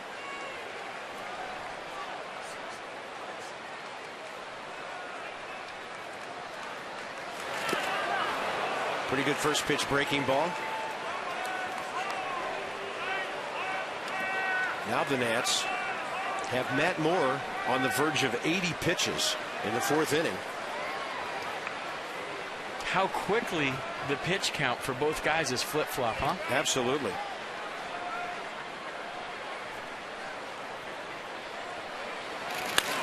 Harper in the air, left center.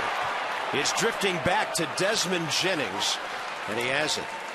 So the Nats, 3 hits on the night. They've stranded 6 base runners and lead 2-1.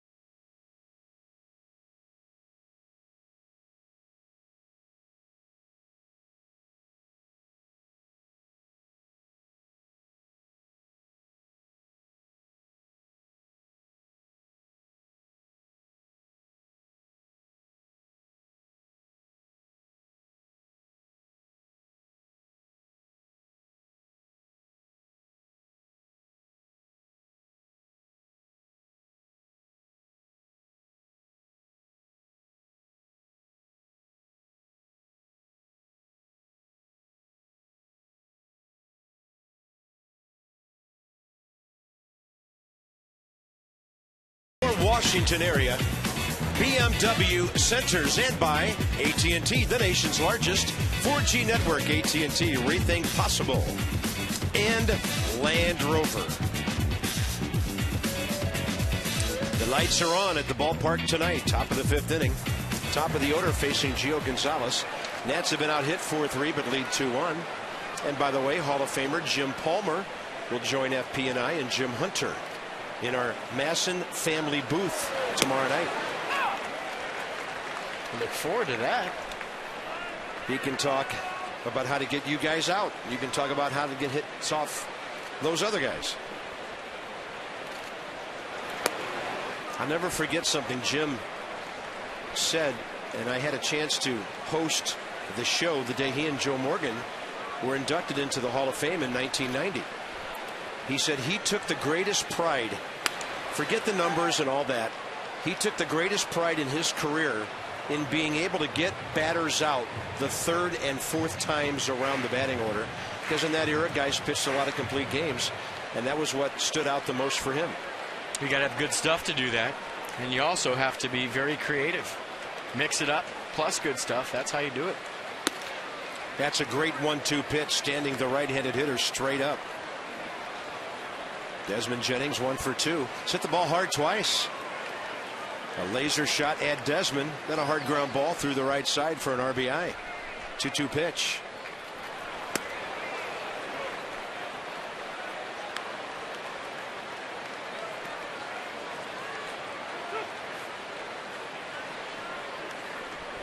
Carlos Pena trying to keep cool.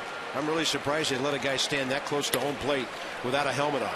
Desmond up the middle, turns and fires. Yes, at first base on an equally good pick by Tyler Moore. You know what made that play so great? The speed of Desmond Jennings. You got to go a long way for this ball. Jennings is running. You got to pivot right here. Jennings is running, and then you got to pick it on the backside. So anytime you see a great play made against an above average runner, a speed guy like Jennings, it makes it even better. What a play by Ian Desmond. He had to get rid of that a click before he wanted to because of the speed of Jennings. So he probably wants to set right here after he spins and throw it, but he can't afford to, or else Jennings is safe. What a play. Here's Pena 0 for 1 with a walk. So we got a couple of Moores and a couple of Desmonds in the game tonight. And that's a check swing for a strike. And again, impressed with the work around the first base bag of young Tyler Moore. The good thing about that was Desmond gave him kind of a long hop on that throw. Not an in-between hop, and that was just a little bit easier for Tyler Moore. We've talked about it before. Get the ball in the air. Nobody's going to be a throw out if the ball's in the air. If you hang on to it too long, that's when everybody's safe. Get rid of it as quick as you can. Desmond did, and that was the key to that whole play, because your clock is going off as an infielder because you're running 4 or 5 steps for the baseball. You know that took a long time, so that's when you have to speed it up once you catch it. NGO on 0-2 goes upstairs to Carlos Pena.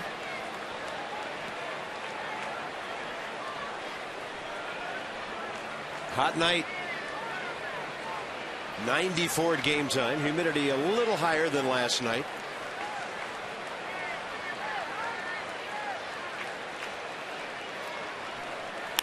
And Gonzalez challenging Pena, who flies it to Nady. Gio Gonzalez has given up 1 hit since the 2nd inning. Let's check out Ian Desmond one more time on the Toshiba Expo.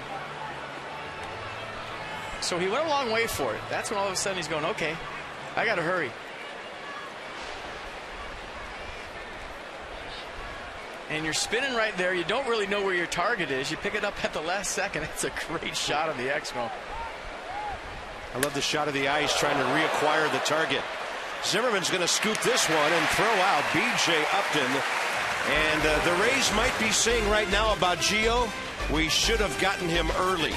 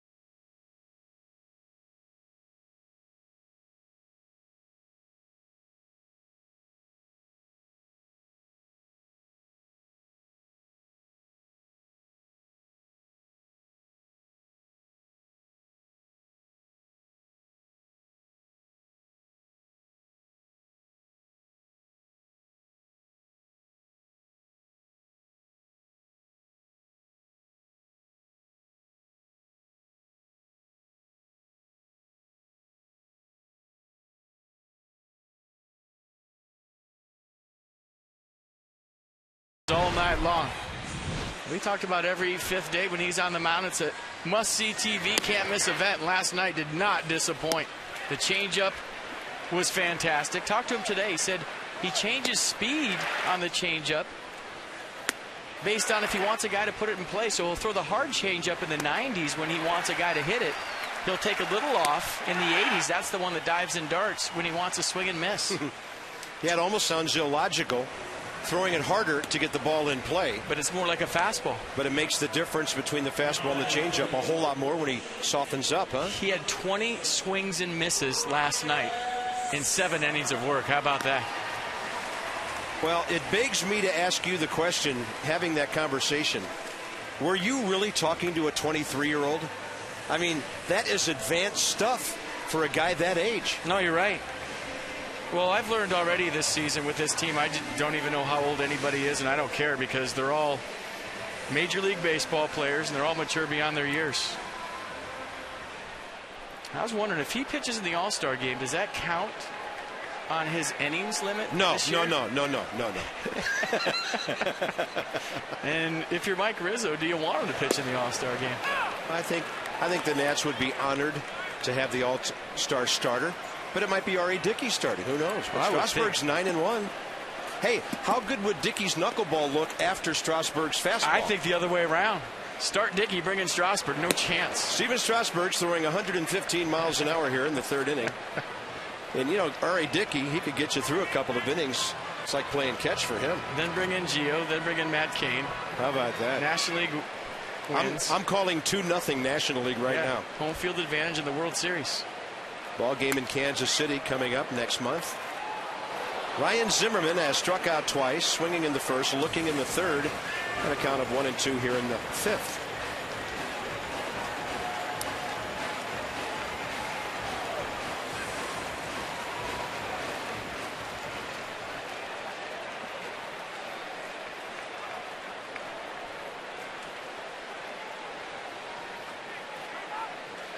I thought the most interesting question today that was brought up in the press conference,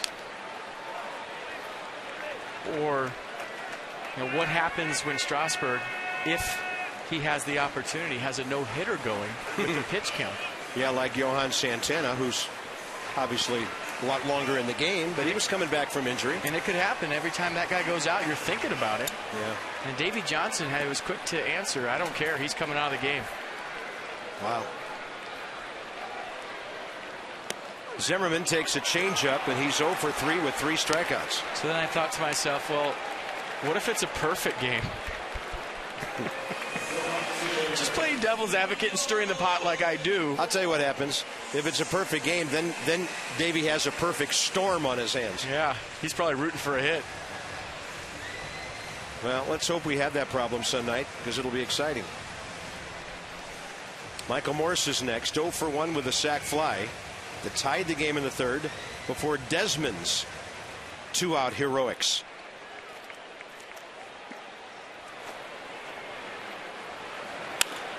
Morse up the middle. Far to his left goes Sean Rodriguez. Well played. 2 outs. The Ignite Your Natitude tweet up is coming July 3rd. Nats Giants. Exclusive giveaways, scavenger hunts, special guests, and more. To register, simply tweet RSVP using hashtag IYNT. Nationals.com/tweet up for more information. Space limited. Some restrictions apply. See, there it says tweet. That's why Davey Johnson says tweeter. It doesn't get old either. I giggle every time he says it. Here's Ian Desmond. Base it up the middle last time. In the series, Ian 3 for 8, a homer, and 3 runs batted in. So he and Michael Morse have each homered in this series, and they've combined for a half dozen RBIs. Target in. Phillies still leading the 6th inning, 1-0 on that Jimmy Rollins first inning homer. And now the Marlins in Boston have seen their 3-0 lead shrink to 3-2 And the Red Sox have 2 on 2 out in the 4th inning.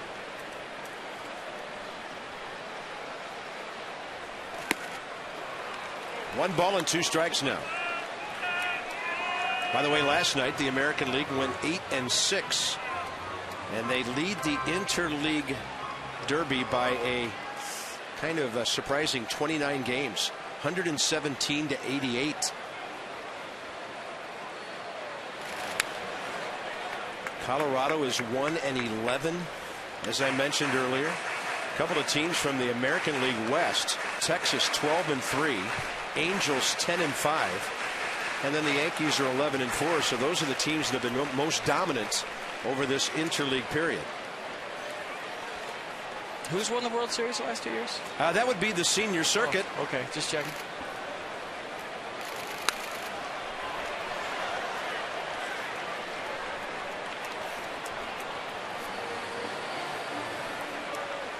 And for those of you who maybe haven't heard that term before, the National League is a little older than the American League, thus the senior circuit.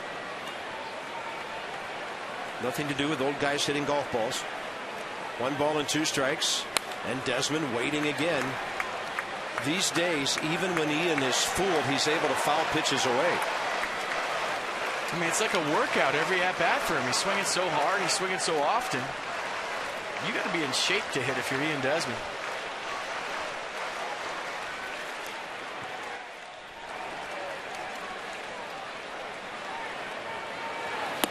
Desmond will swing and miss on an off-speed pitch. 6 strikeouts for Matt Moore, and this one into the 6th on a beautiful hot night. 2-1 for the home team.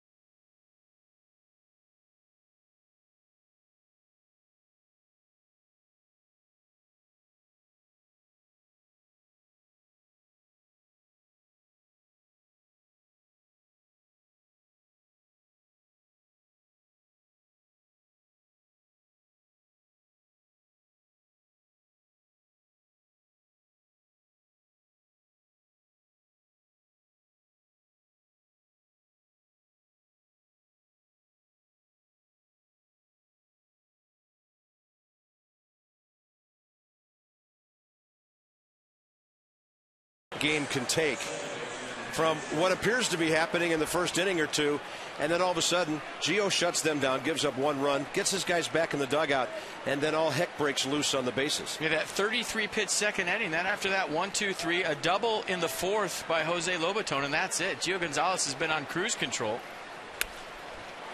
That ball is laced, and that's a fair ball down the left field side. It'll hit the short corner. And a leadoff double for Ben Zobrist here in the 6th inning. Gio had retired 10 of the last 11.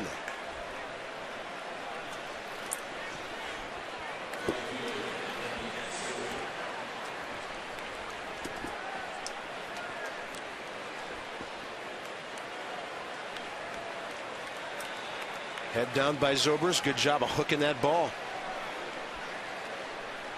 Rays have their 2nd extra base hit of the night. That'll bring in Hideki Matsui. It'll be a tough matchup for him. Lefty-lefty. He's trying to at least move the runner.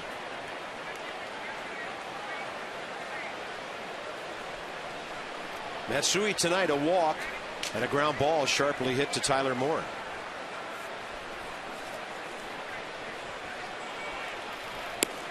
Perfect on the outside corner. No way to pull that one.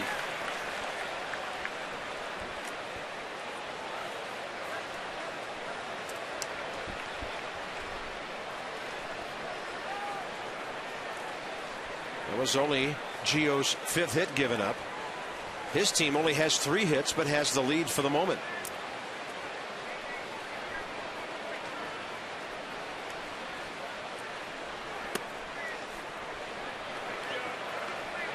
The curveball really hasn't been there all night for Gio.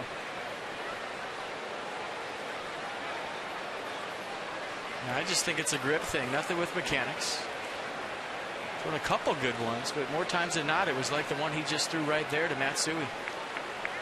Fastball's been good.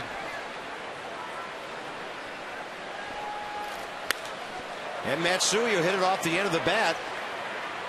Zobrist going back to tag. Michael Morse, a good throw to third, but a little bit late. He one-hopped it to Ryan Zimmerman, and good base running by Ben Zobrist. So the tying run 90 feet away with 1 out. The good base running by Zobrist. Good job by Hideki Matsui to move the runner.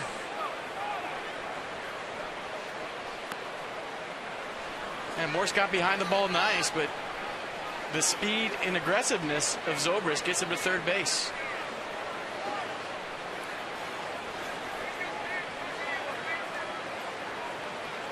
Sean Rodriguez has struck out swinging, bounced to third. The Rays only run in their box score. A 2-out bases loaded single by Desmond Jennings in the second, and then a huge sequence between Gio and Pena when he struck Carlos out to end that inning. Infield in for the Nats here, 6th inning, and a fastball is high and tight. Some action in the Rays bullpen right now, and I was thinking if he gets by Rodriguez and strands Zobrist at third, you could almost pitch around Lobaton and Sutton to get to the pitcher spot, but Joe Madden 1 step ahead. He's got the bullpen up. Guess who? Joel Peralta, who is appealing his 8-game suspension.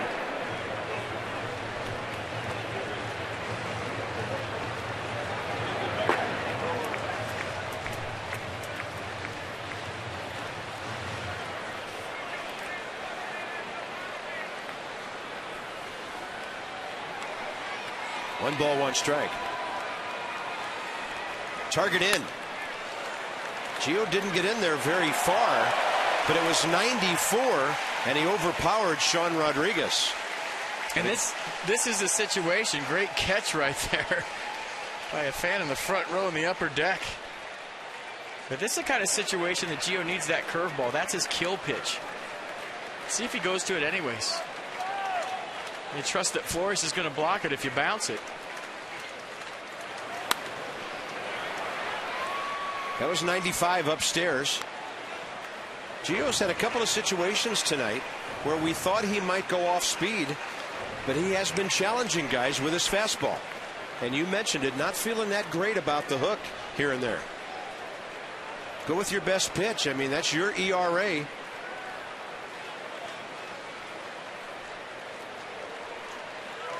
Up the middle, and that's a base hit to tie it. Gio took a stab at it, and the ball was by him, and the Rays have tied things up here in the 6th. Sean Rodriguez, 20th RBI. And I think if he had a feel for that curveball, that was the pitch in a 2-strike count. He challenged Rodriguez with another fastball, and he was on it.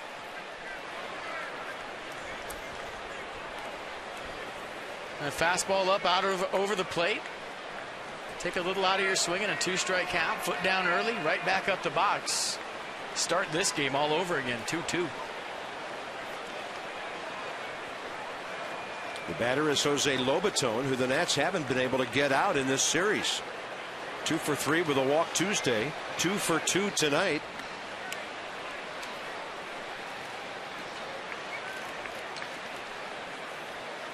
Sean Rodriguez is 3 for 3 stealing bases.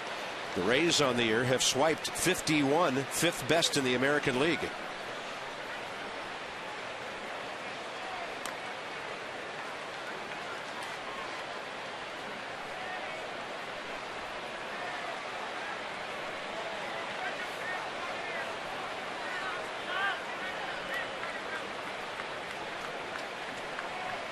As I mentioned earlier, came to town hitting .211.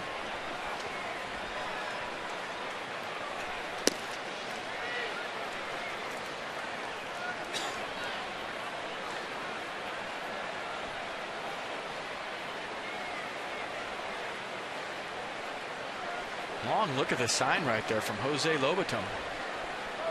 Tom Foley, the third base coach for the Rays. He looked down there a while. Ball 2.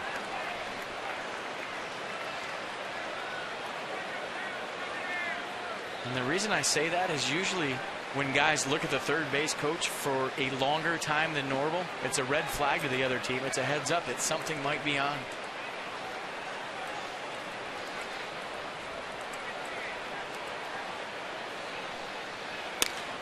In the air, right field. Espinosa out, Michael Morse in. Routine out for number 2 here in the 6th. This day in history brought to you by Ocean City, Maryland. Go to OCOcean.com, click on Summer of Thanks for special deals and discounts. Bo Jackson, Heisman Trophy at Auburn, first pick in the NFL draft, and then he signs with the Kansas City Royals. And I was working in the American League at that time, and as a visiting broadcaster saw him hit some balls over the left field wall and up the old hill in Kansas City that were just beyond belief. 480, 500-foot homers up to the top of that hill. And I think a lot of Oriole fans remember the night he literally ran up the wall at Memorial Stadium. Yeah. After catching a ball, just ran up the wall in left center and ran right back down. Bo knows. And I remember listening to the sound of the ball off his bat in the cage. And I think it was Buck Leonard, the great Negro League superstar, who was at Royal Stadium one night during batting practice talking to some people on the bench. And all of a sudden he threw up his hands and said, shh, shh. I just heard a sound that I haven't heard in a long, long time. It was Bo Jackson taking batting practice. He was unbelievable. I can't remember where or when, but I remember him throwing somebody out from the warning track. I remember him hitting a home run in the All-Star game. I think it was in Anaheim, like straightaway center field to lead off the game. So Gio runs into a 3-hit Rays inning here. Runners at first and second with 2 outs. The pitcher spot is coming up. And that'll be occupied by Elliott Johnson, who had a 2-run triple Tuesday night and then extended his hitting streak to 6 games with a double last night. So this situation, a heap of trouble for Gio Gonzalez, who's now up in the 92 pitch range.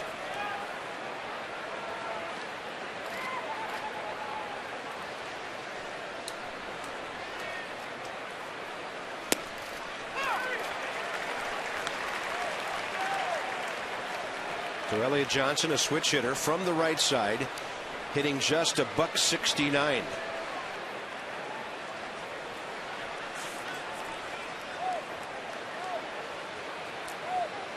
Johnson has never faced Gio.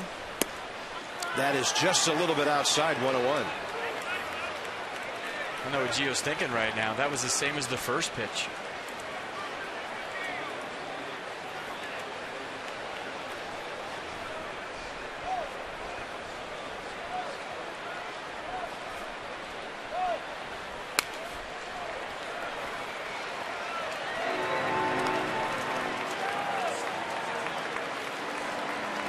Ryan Matthews getting loose in the Nats bullpen.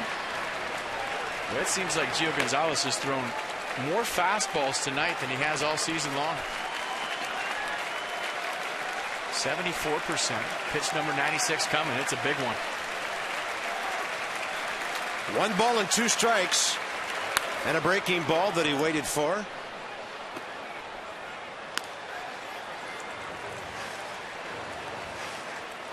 This Gio Gonzalez curveball right here has kind of been the story for number 2 tonight for him. Watch.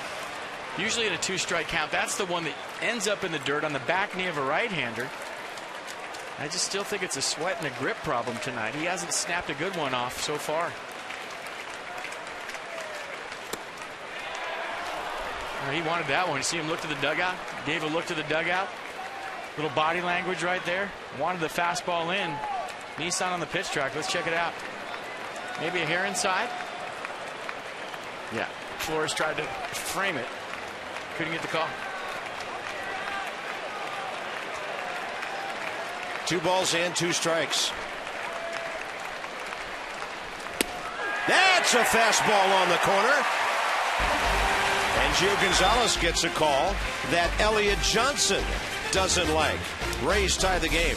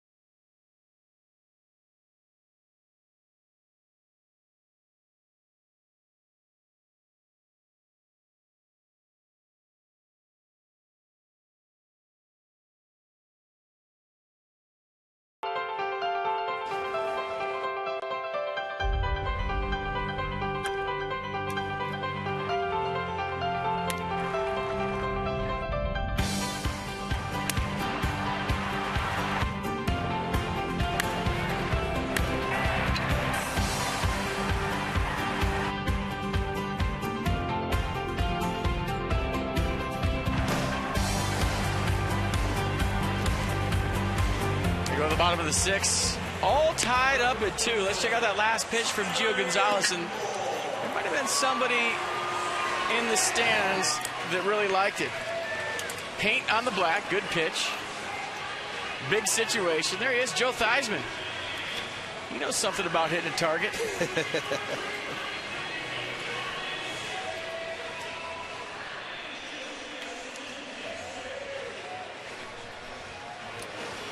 So that's Elliott Johnson who pinch hit. He stays into play short, and that will move Sean Rodriguez over to third base. So out of the game is Drew Sutton, and that's where Joel Peralta is the pitcher spot in the order, the number 8 spot, as we go bottom 6 here. And one way or another, he's going to make an appearance in every game of the series, even though the first one didn't make it into the box score. They got to use him while they got him. That ball well hit right field line by Tyler Moore, and it flirts with the corner before hitting foul. Ball was hit.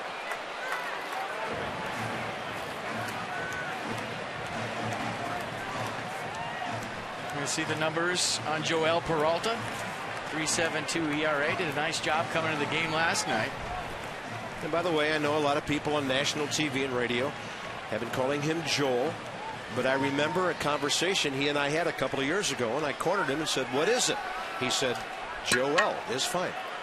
Maybe even your partner called him that a couple of times last night. 3-pitch guy, fastball, curveball, split. Good split if you saw it last night. 80 miles an hour, goes down hard late.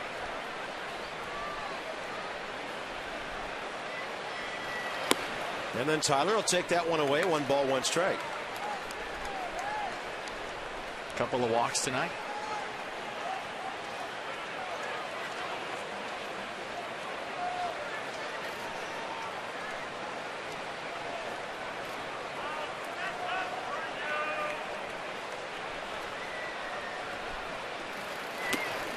That's a good take right there. Yeah. And most guys offer at that pitch. And that's the curveball from Peralta. Nasty downer and a 1-1 count. And that's how you hit in the big leagues. You take a 1-1 pitch and get to a 2-1 count, advantage hitter. You swing and miss at that, obviously. It's a 1-2 count. And I always thought that was the biggest count in baseball as a hitter, the 1-1 count. If you can get to a 2-1 count, huge advantage. pitcher wins that pitch, 1-2 count, huge disadvantage. Moore a pair of walks tonight. And he took a big-time rip at a fastball up. He got a pitch. The Nats box single hits in the second, third, and fourth. But what you don't see is a lot of the base running. Now you see the SBs for the stolen base. The big one was Espinosa and Harper, the double steal. Nats running the bases beautifully, getting 2 hits. I'm sorry, 2 runs on 1 hit and 3 walks in that third inning. By the way, the Rockies picked up a couple at Philly and now lead 2-1. They're in the bottom of the 7th.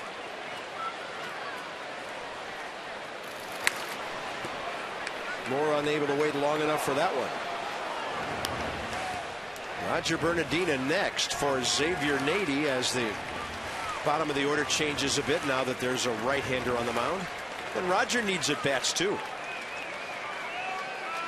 And Craig Stammen ready when needed. Gio has thrown 98 pitches in 6 innings. Strasburg last night threw 99.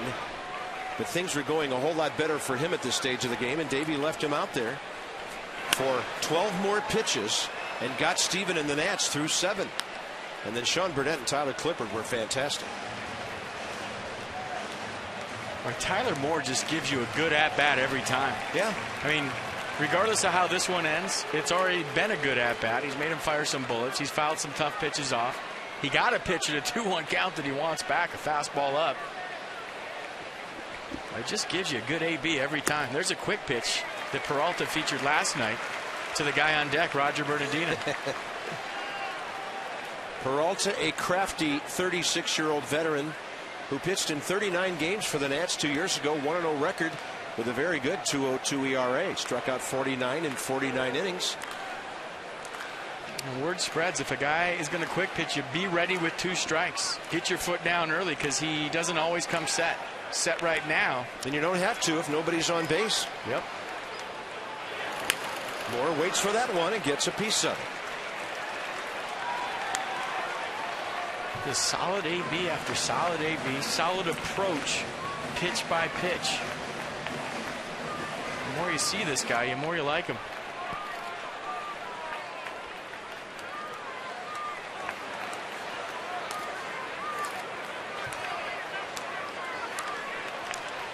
Nobody out. Payoff pitch again.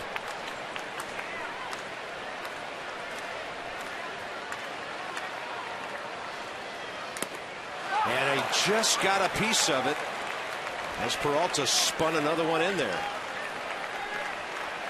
Fighting, competing, every pitch. And that's a good split right there. You see the tumble in action? Just gets a piece.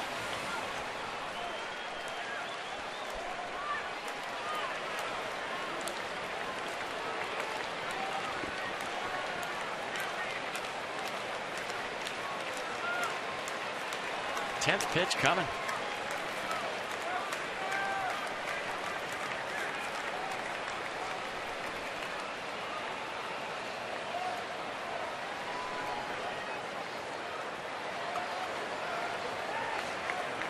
Three-two again. Tyler Moore continues to fight.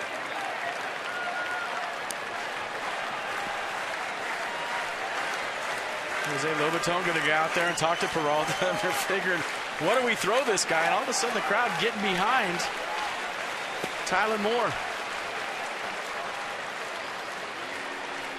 What do you want to go with right here? We tried everything. You feel comfortable with the split? 3-2 split?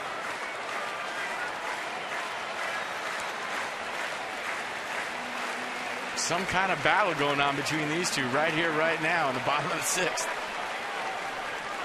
Still using Hellickson's glove.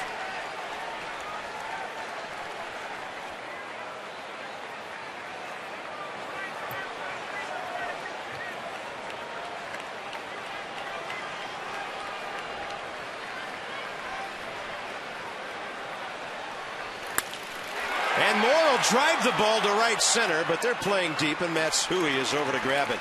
Ladies and gentlemen, that was not a rookie at bat right there. That's a big league at bat. Vote for your favorite Nats. You can get 50% off tickets to a select Nats game Vote early, vote often, and vote Nationals for the All-Star game coming up in Kansas City. Go to nationals.com/vote, and some restrictions do apply. Here's Roger Bernardino. And probably some people at home scratching their heads saying, how can you say that's a good at-bat when the guy made an out? But it's not always about the end result. It's about the approach. It's about how you battled. It's what you did in the course of that at-bat to where it's either a good at-bat or a bad at-bat. And my other answer to that is watch Masson every night between now and the end of September, and you will be an at-bat expert by the time the playoffs roll around. You just see things on a daily basis that you don't pick up on when you only watch this game on occasion. It's the beauty of baseball, not a once-a-week thing. Another quick pitch by Peralta. 1 ball, 1 strike. He's tricky in more ways than one.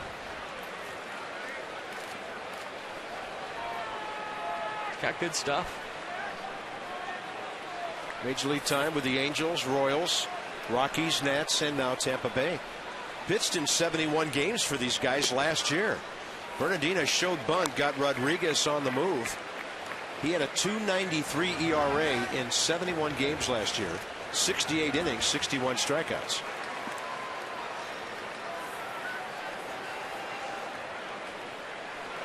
They signed him as a free agent December 17th after his pretty good year here in 2010.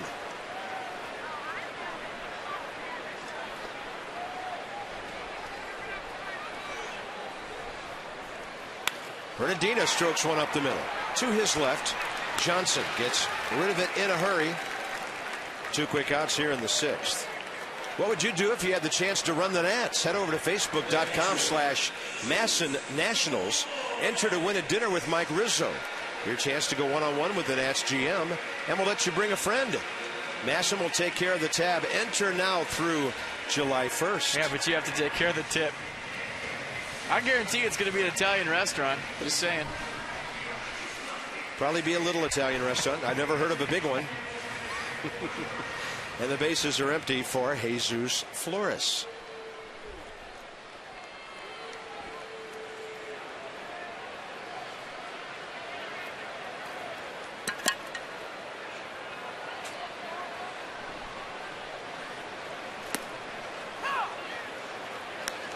You get into this point of the game, almost to the 7th inning, this is winning time. First team to flinch loses usually, especially in a 2-2 game, a game that's been played fairly clean. 2 good teams locking horns. Next team to flinch loses.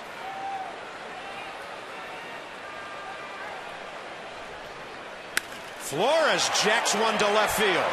That ball heading for the wall beyond the reach of Desmond Jennings. And Jesus Flores checks in with a 2-out double.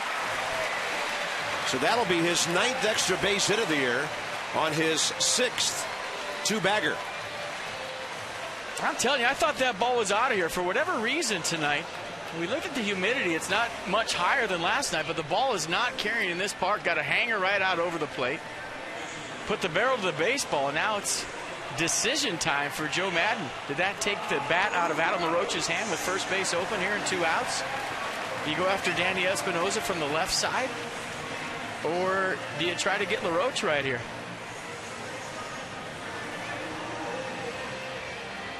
I would say you probably walk Adam LaRoche to get to Danny Espinosa left-handed. Let's see what he does. Well, you got one of the best RBI guys in baseball you're facing right here. You make a mistake to this man, you're down by 2.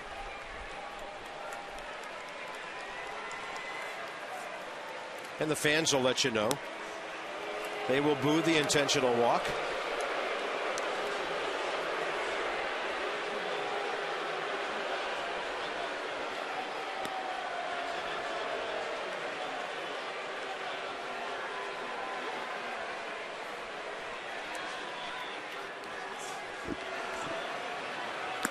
So the Nats bullpen.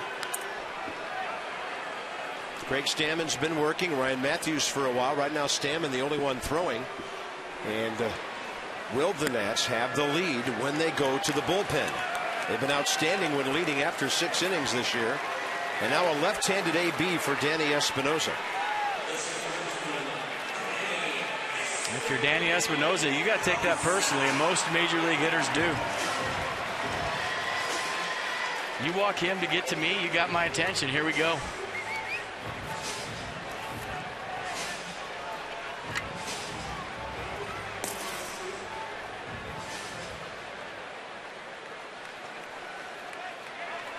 B.J. Upton playing very deep in center field right now with a go-ahead run on second base. He's way out there. And not represented by great speed with Jesus Flores running.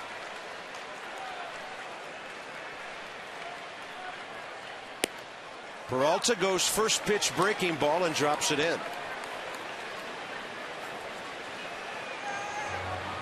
We've seen that a lot to Danny Espinosa left-handed this year. They pitch him backwards. What do you mean by that? Well, they throw the off-speed first and then go with the fastball late. Usually it's the other way around.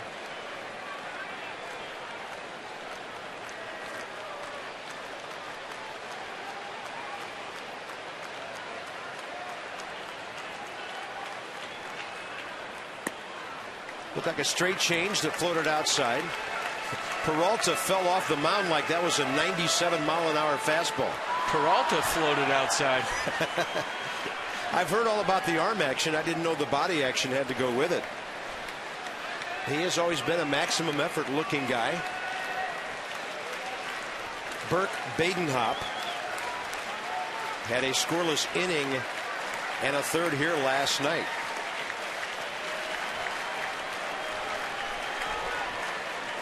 One and one to Danny Espinosa. And that ball is killed. Fair ball, right field corner. Flores will score. Adam LaRoche being waved around. Here comes the throw. It is 4-2 Nationals.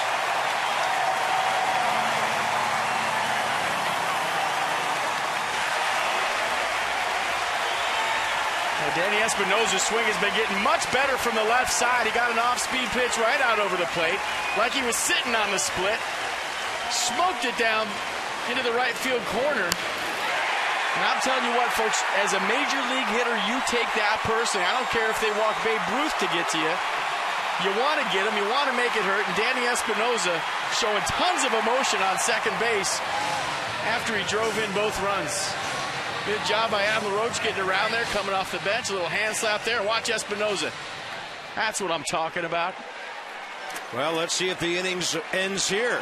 Now you've got Bryce Harper against the right-handed pitcher. One of Danny Espinosa's biggest clutch swings of the year. 21 RBIs now.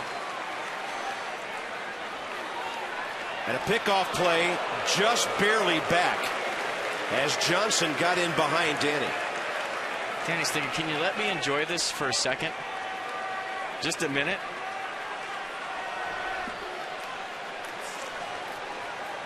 And you know he wants to get a good jump with 2 outs. Got back in there.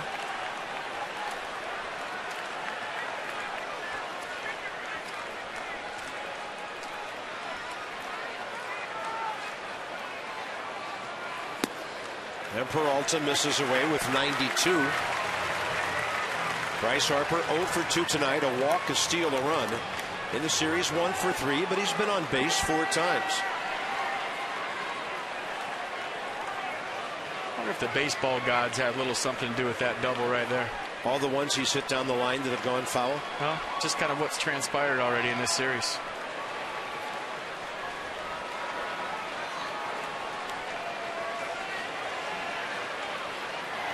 I don't think that pitch was supposed to happen. Johnson broke to the bag behind Danny Espinosa, and Peralta threw the ball home. Although Elliott Johnson is up the middle, but he still had to leave his first position. Now, most teams like to worry about the hitter with 2 outs and a runner on second base. If you start trying to pick the guy off, your attention maybe isn't where it's supposed to be on the hitter. You don't want to worry about the runner with 2 outs. You got a big out to get in the form of Bryce Harper. Harper pops it up left side. And that looks playable. Easy catch for Rodriguez. The Nats are done in the 6th, but a big inning. And now Gio Gonzalez out of the game has a much bigger lead.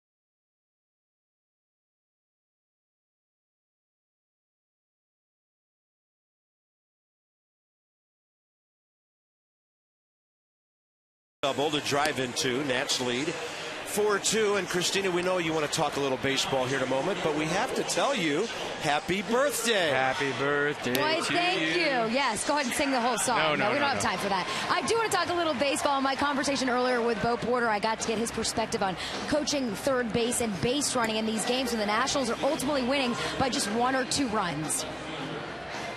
Every situation has break points in the ball game, and you want to take advantage of, all those situations. And a lot of times that break point can happen in the first inning. It can happen in the 8th inning. You look at our ball game yesterday, we scored 3 runs in the first inning, and we end up winning the game 3-2. So you take what the defense is going to give you, but at the same time, there are times in a game where you have to push the envelope. Bo Porter was part of that breaking point last night. We all saw his unbelievable moves that made him the player of the game. He said to me, I thought Bryce Harper was going to be out, but once the ball ricocheted, it was a total reaction of elude the ball, get out of the way. If that ball hits him, it's a dead ball, and Harper doesn't score there. Might be the first third base coach ever to be recruited by Dancing with the Stars after that. Here we go, top 7. And it's Craig Stammen. If Craig can get through this 7th inning, okay, Davies got his bullpen set up pretty well for the last 9 outs. Stammen and Jennings. Roger Bernardino stays in to play left field. Adam LaRoche stays in to play first base.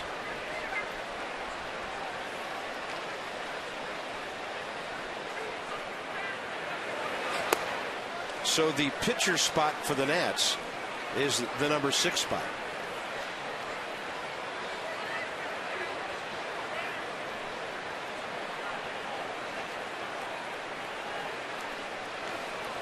Two balls and a strike. Stammen just missing away. Well, last thing you want to do is walk the leadoff hitter after you just answered with a 2 spot in the bottom of the 6th after Tampa Bay tied it up in the top of the 6th.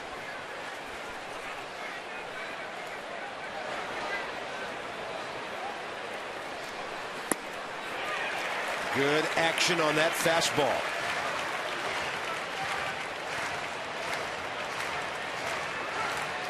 That's a 2-seamer in the low 90s. The slider is in the low 80s. Curveball in the 70s. That changeup too doesn't throw it very often. And he missed inside to walk the leadoff man.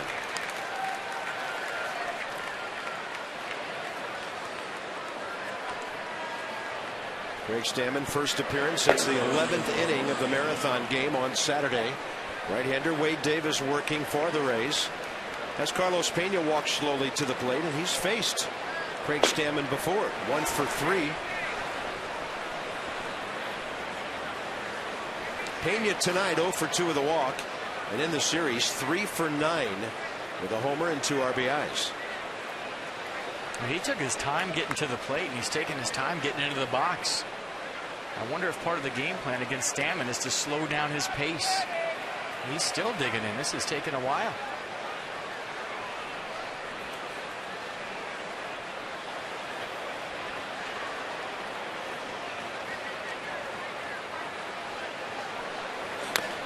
And a tapper that hit the ground, came up and hit him. Foul ball.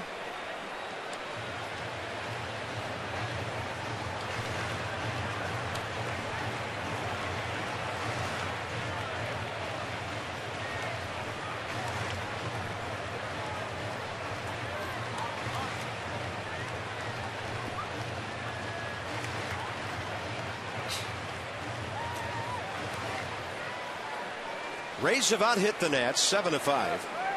Even though the Nationals have stranded 7 runners, they've made great use of their hits tonight. 2 runs on 1 hit in the 3rd, and then 2 runs on 2 hits in the 6th. 5 walks tonight, 1 of them intentional, and 3 of those runners have scored. Runner goes. Great jump, pitch up and in, and Jesus Flores had no chance. Desmond Jennings is now 10 for 11 this year. Down by 2, the Rays trying to create some offense. Pretty good jump by Jennings. Flores with no shot right there. That was stolen off Craig Stammen, and now Carlos Pena has an at-bat where he can move the runner. Even though you're down by 2, it's the 7th inning. You still want to hit this ball to the right side. You'll take a 4-3 game going into the 8th.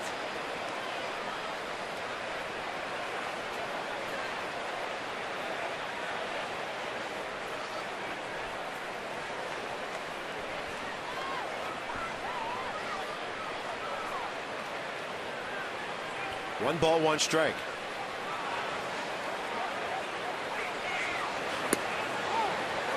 Appeared to be near the top of the zone, didn't get the call. 2-1. Well, that's not where he wants the slider regardless, whether he got the call or not. When Craig Stammen throws that slider, it's usually below the knees, and it's a chase pitch. I think he's happy that Pena took it.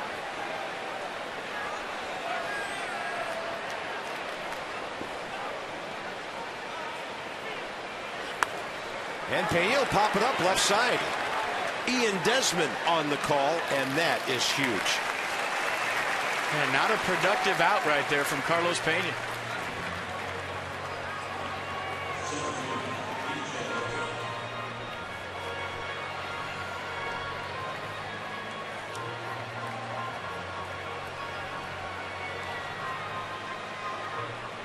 Bob F.P. Christina, the birthday girl, here at the ballpark.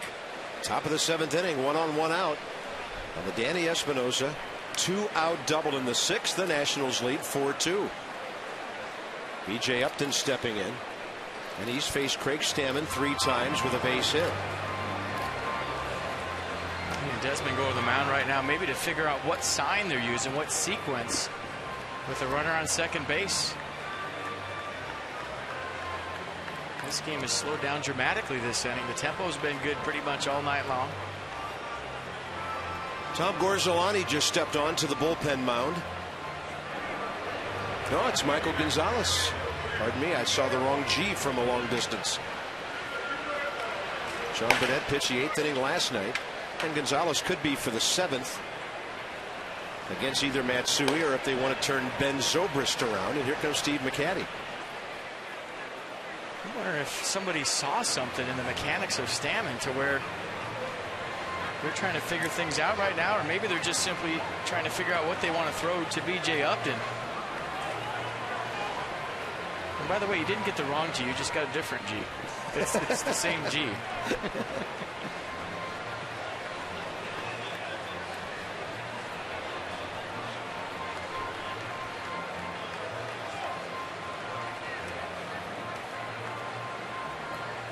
And then Steve McCatty having a chat with Corey Blazer.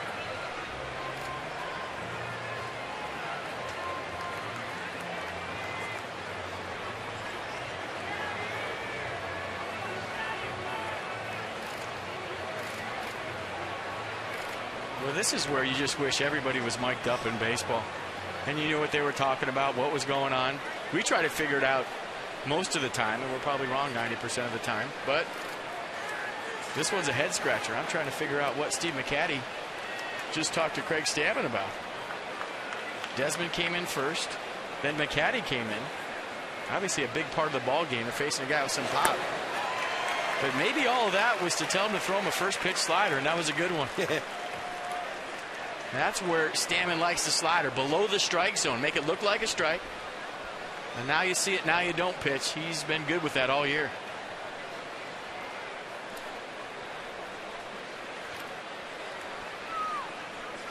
And B.J. Upton with a big looping swing. And there's that breaking ball right where it should be, as you mentioned earlier. And Upton's showing everybody that he's going to force the issue right here. Maybe Stammen kind of pitching around him. You don't want to put the tie and run on base, but there's a slider. Upton thinking about tying the baseball game. Big swing and a miss. Maybe this is where you throw the same pitch, but you bounce it. No balls, 2 strikes. Well, he reached it, but he popped it up. And Ian Desmond's going to catch another fly ball. 2 down. Bringing in Ben Zobrist, who's doubled in 3 trips tonight. Ignite your Natitude with a midseason flex plan. A free new era ball cap when you pick 3 games. Nationals.com/flex. Check it out. Great crowd tonight. Biggest of the series. 29,551. So the Nats draw 84,871 for the 3-game series. An average of 28,290. Nice going. Nearly 30,000 tonight. Zobrist takes one over and low.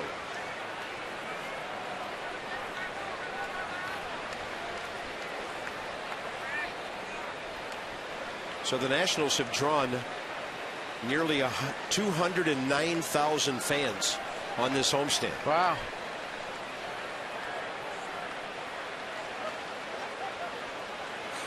That's a good looking fastball in the outside corner.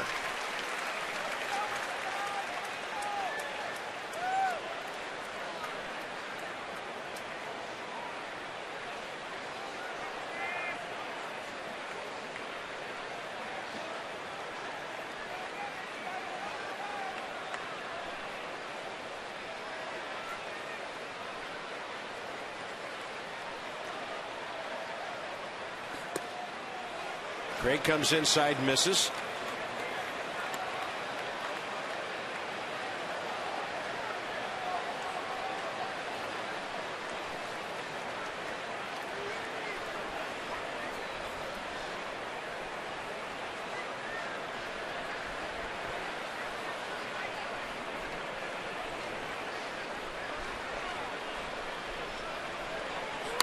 And that ball is laced and just foul.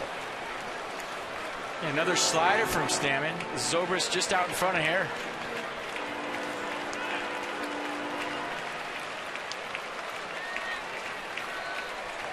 With the pitch to play with right here, 2-2 count, you don't have to go for a strike. And this is the one where Stammen usually bounces it. And I think he tried to bounce the last one to Upton, did a nice job of making him reach for the pitch. But this is a good time for the disappearing slider act.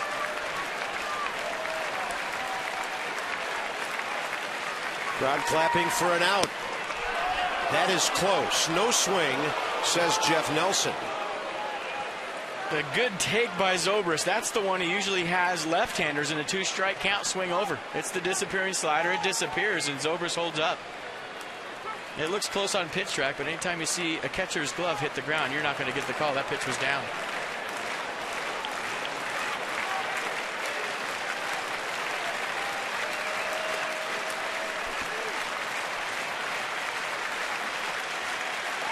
Three-two.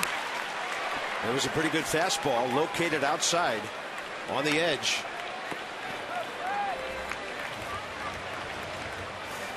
I think if you're going to challenge him with a heater, do that. 2-seamer way. Well, late innings, you talk about this all the time. You got to let these kind of guys with pop, you have to make them beat you the other way. They hit a 12-hopper through the left side. It's better than a 2-run homer. Right. Slider in is okay, especially if it's not for a strike. Fastball's got to be away. He missed. 2 walks in the inning, and that'll bring in Hideki Matsui, and maybe this is why Mike Gonzalez has been warming up. Michael Gonzalez, as Davey Johnson will make the switch here. A rare glitch from the control standpoint by Craig Stammen. So he'll be responsible for 2 runners, with Michael Gonzalez coming in to face Matsui. This call to the bullpen, packaged by the UPS Store. We love logistics.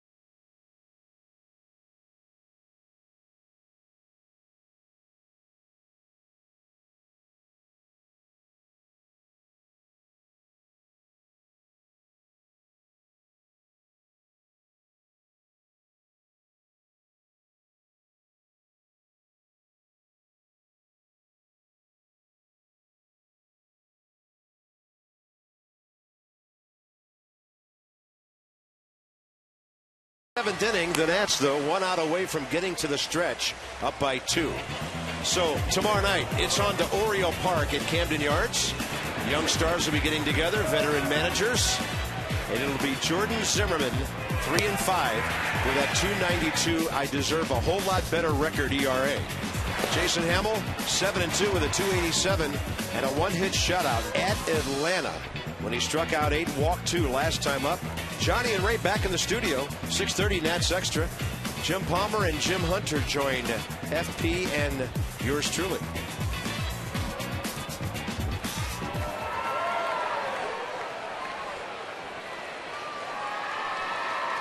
Hideki Matsui 0 for 2, a walk and a run scored. So Davey Johnson gets the matchup he wants. And a check swing, foul ball. Yeah, left on left matchup. Michael Gonzalez, 3-pitch guy, fastball, slider, changeup. And the fastball command from Gonzalez the last couple of times out has been good. And a good first pitch slider right there to Hideki Matsui, who he grounded out to Adam LaRoche to end the 8th inning here on Tuesday night. So Matsui against Michael Gonzalez is career 1 for 5.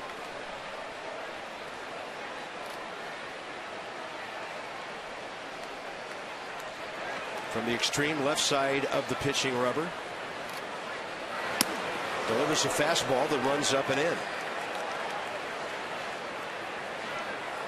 A tie and run on first base. 7th inning, 2 outs. Michael Morse playing no doubles in right field, and he might as well be warming up in the Nats bullpen. He's playing so deep. Look how far back Michael Morse is. Can't let anything get over your head with a tie and run on first this late. 1 ball, 1 strike.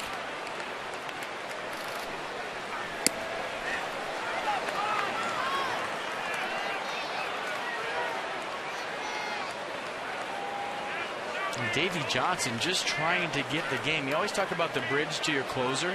But right now with the Nationals, it's the bridge to Sean Burnett in the 8th. And then he hands it to Tyler Clippard. So he's trying to get this game to Sean Burnett.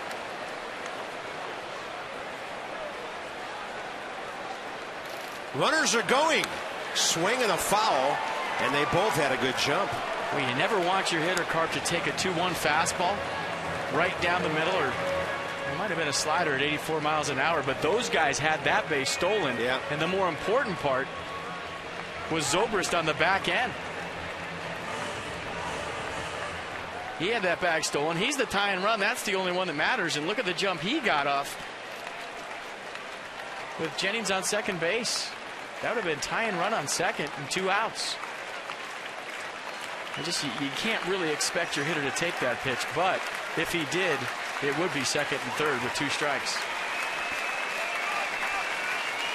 And a 2-2 pitch now. Gonzalez fires the fastball that misses. Right-handed batter Sean Rodriguez on deck, and Ryan Matthews is ready for him. Trying to win a series tonight. And Davey will go situational, as many batters as he has to.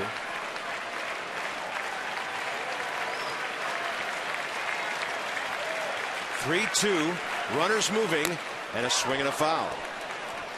And went with the 3-2 slider.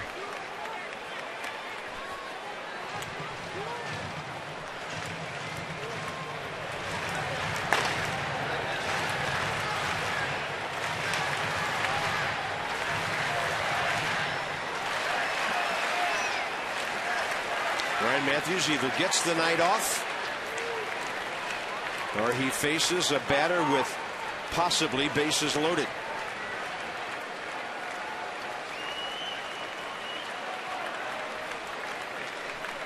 And a 3-2, low, just missing.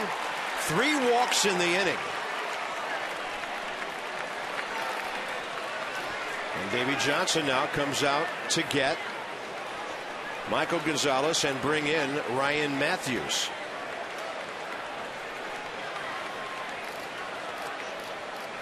The Rays have some left-handed bats on their bench, but they're not all healthy. This call to the bullpen brought to you by Chevrolet and their award-winning cars, trucks, and crossovers.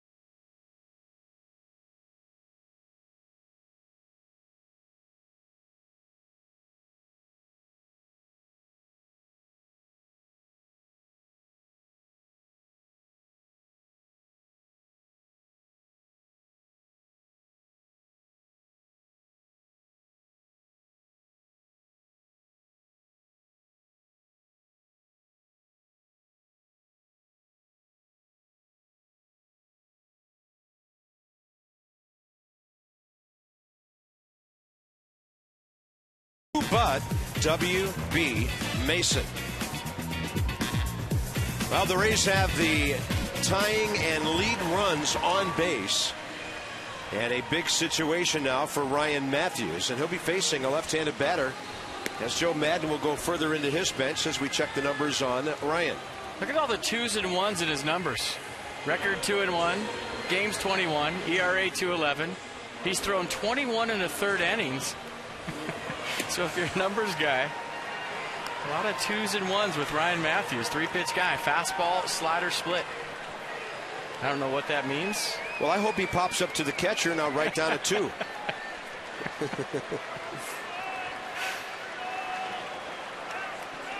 Will Rhymes is the pinch hitter. Left-handed batter as a pinch hitter. He's 0 for 1. Rhymes had a pinch hit last night, at least an appearance, and struck out in the 7th inning against Steven Strasburg. Started the ball game at third base on Tuesday, went 0 for 3. Bases loaded, 2 outs. Throwing strikes, job 1 here.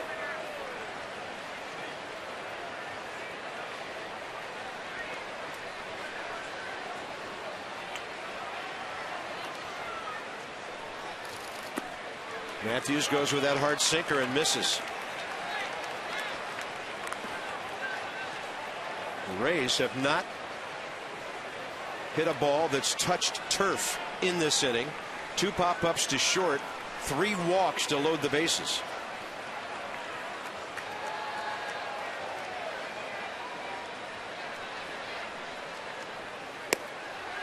Ball 2. He's taken all the way. Well, maybe in a 2-0 count, Rhymes get a little more aggressive right here with a tying run on second base.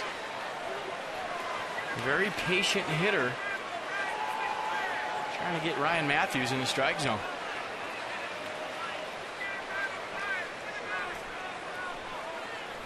And he will swing on 2-0 and foul it.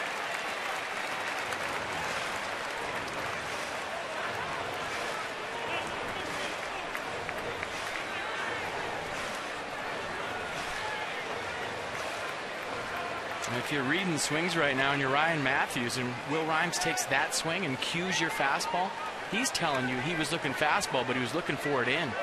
It ran away, he ran out of bat, he pulled off it. So maybe he's in pull mode right now and you stay away.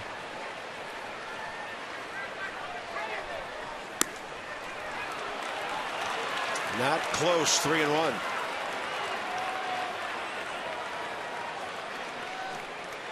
Four-2 Nats lead, 7th inning. Trying to get this game to Sean Burnett with a lead.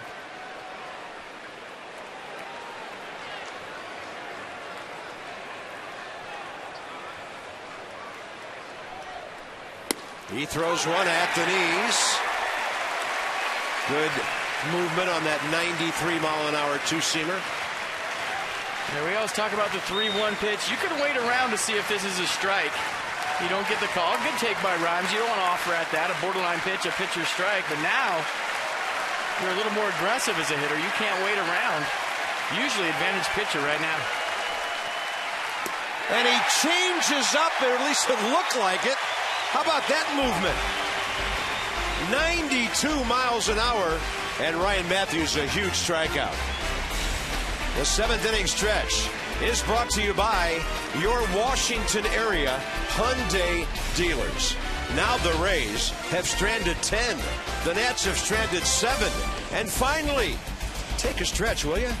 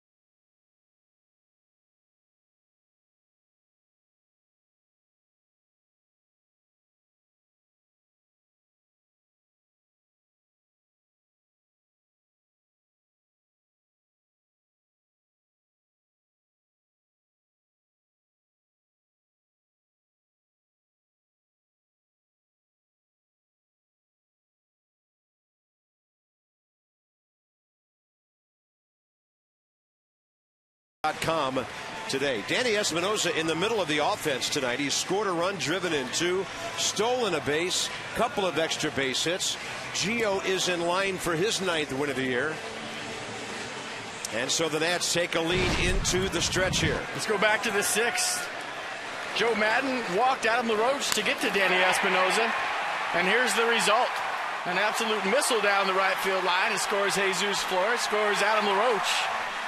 And that's where we stand. Danny Espinosa with a couple of doubles tonight. So double-double animal style for Danny Espinosa. For the Rays, Will Rhymes will stay in and play third base. It'll be their third sacker of the game. 26-year-old right-hander Wade Davis takes over. 58 starts for the Rays the last 2 years. Now in the bullpen and doing quite well with that 203 earned run average. Well, that was a close shave in the top of the 7th. Hopefully, the Nats will just ease on into this win the rest of the way. At least Burnett, going out for the 8th, who's warming now, will have a 2-run cushion. What a big pitch by Ryan Matthews. You saw the react. Fist pumping, screaming right there. You know what? When I saw the gun on that pitch, I was extremely surprised because that thing had wicked changeup movement to it. It did. He took a little off. 92 on the 2-seamer. He knew he had to throw a strike. He did the huge situation. It was great. Ryan Zimmerman goes up first pitch swinging and takes a big time swing. Ryan an 0-for with strikeouts tonight. 1 for 10 in this series. And for Ryan, it's been a very difficult homestand with only 2 hits. We were hoping he'd go to 1,000 hits during these 6 games, but he's still 6 hits short. Way inside. Yeah. Davis, a 4-pitch guy, excuse me. Fastball, slider, curveball, change. Throws a fastball 70% of the time. It's in the low 90s. 3rd rounder back in 0-4 and a breaking ball. No problem for Ryan to take that one. They're in the top of the 9th now at Philadelphia. Rockies 2, Phillies 1, and they're in the top of the 8th at Fenway. Marlins 5, Red Sox 3. The only other 2 games involving the East tonight.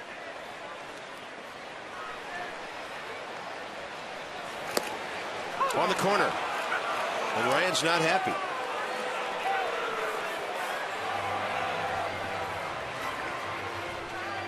Well, you'll hear things as an umpire like, hasn't been a strike all night. Is that as far out as you're going? I think that might have been a little down. You handle it the right way as a hitter, you usually get the next call. 2-2 inside target. Zimmerman, great swing, base hit right field. Hit that ball extremely hard. Number 995. That's what you call a super salvage, folks. You're 0 for 3 with 3 Ks. You come up your 4th time. You're in a 2-strike count.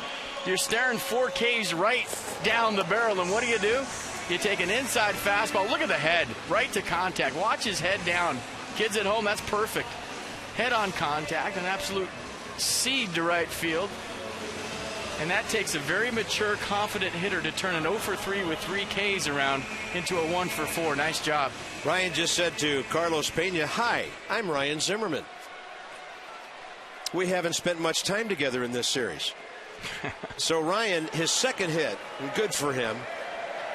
Maybe he busts out at Camden Yards this weekend where he's always hit the ball well. So here's Michael Morse 0 for 2 with a sac fly, RBI number 7.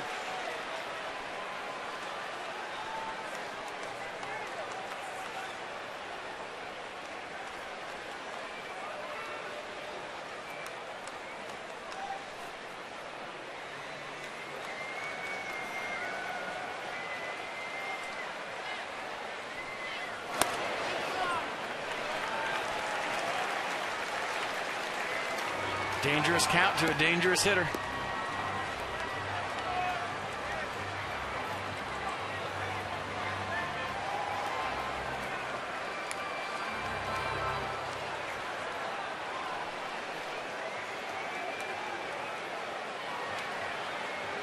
That's on top by 2, looking to blast a couple more here. And Morse will take a big swing, a little bit late for it.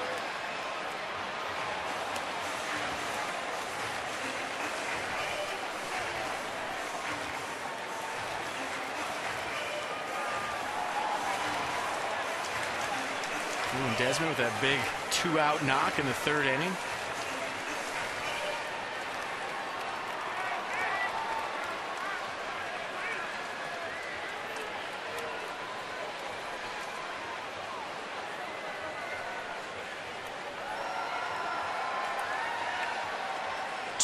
Zimmerman short lead. Morse, high fly ball, slicing into the corner. Strike 2.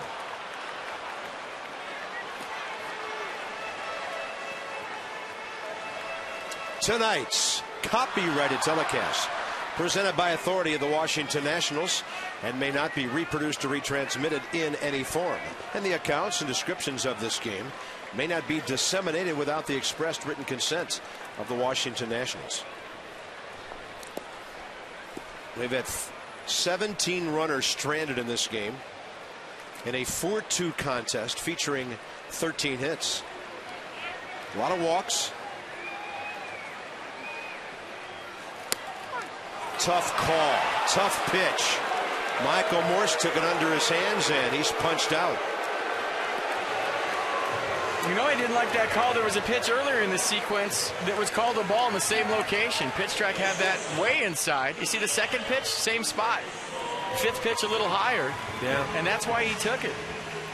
He said, if you're going to call the second pitch a ball in there, why would you call that one a strike? Corey Blazer, youngest member of this crew, one of the minor league umpires who gets called up from time to time. And lots of complaints about the strike zone tonight. Ian Desmond is 1 for 3 with an RBI single.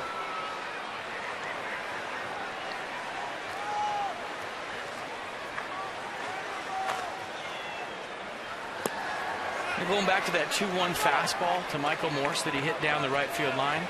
64 at-bats coming into tonight. You give him another 20, 30 at-bats, he doesn't miss that pitch. He doesn't. Yeah. He's not late on it.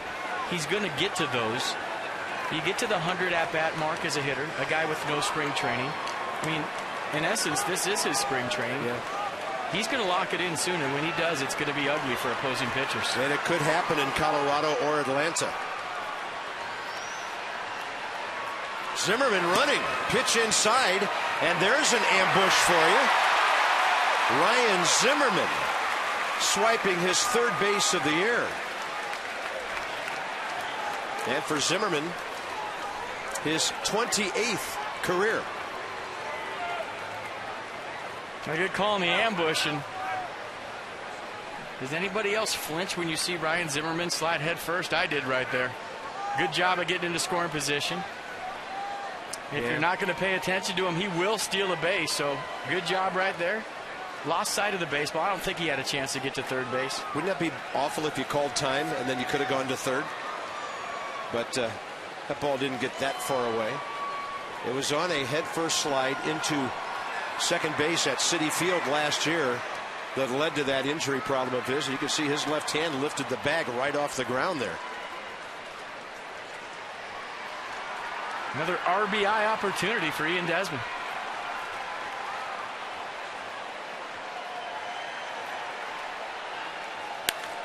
And he will pop it up to the right side. Hideki Matsui. Zimmerman not going anywhere. 2 outs. Now it'll be up to whoever hits in the pitcher's spot here. And it looks like Rick Ankiel.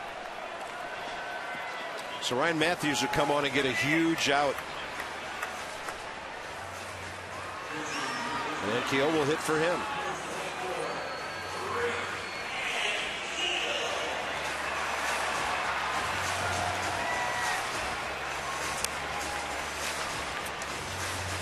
And in a situation like this, Ankiel will often stay in the game for defense.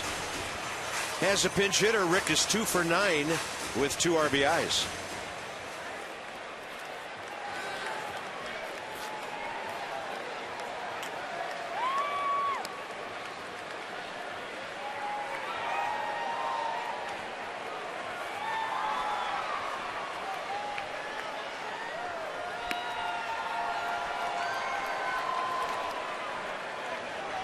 The only Nationals hitters ever faced Wade Davis is Adam LaRoche.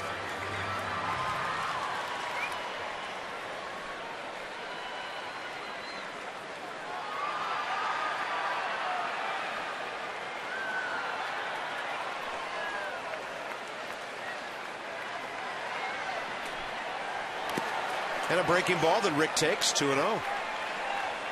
Rockies just got 2 in the ninth at Philadelphia. And now the Phillies are down to their final 3 outs, down by 3 at home. It's 10 o'clock in Washington, D.C. Bottom of the 7th, the Nationals lead 4-2. A long 7th inning for the bullpen. Sean Burnett ready for the 8th.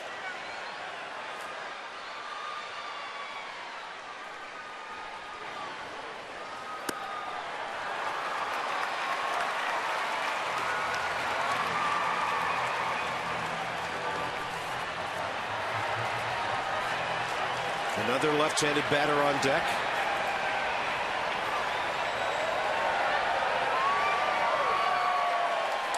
Roger Bernardino waiting.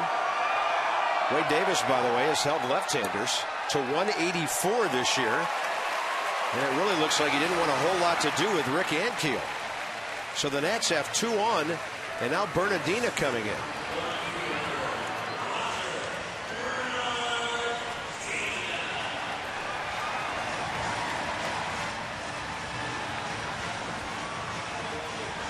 Roger pinch hit back in the 6th, grounded to short, and then he stayed in to play left field.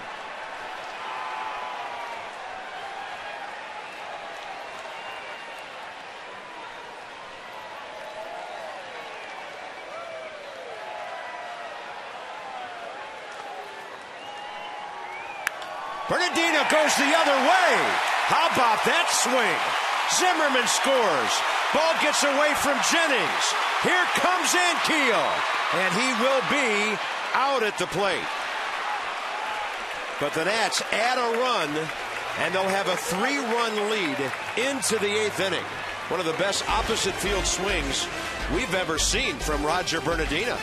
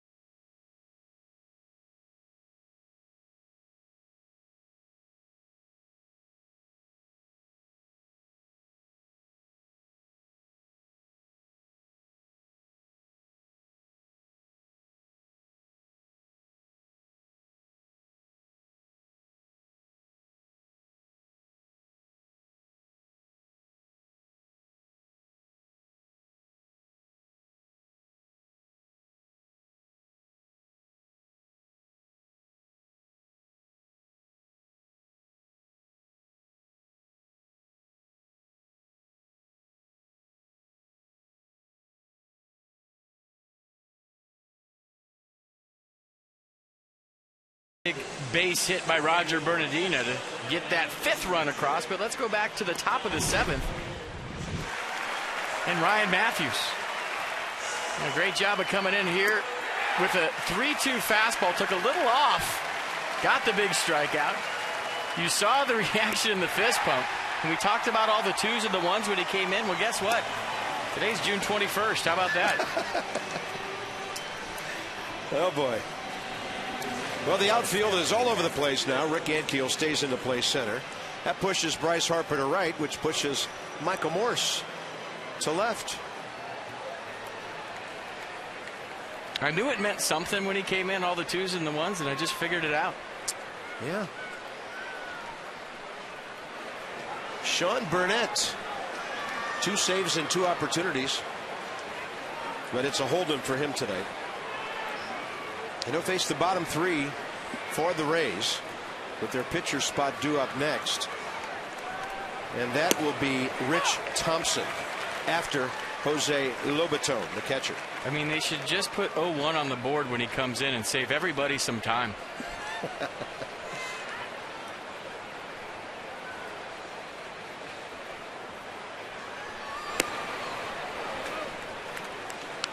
A 3-pitch guy, fastball, slider, change. 2-seam fastball. He throws 75% of the time, and it's been a good sinker all season long.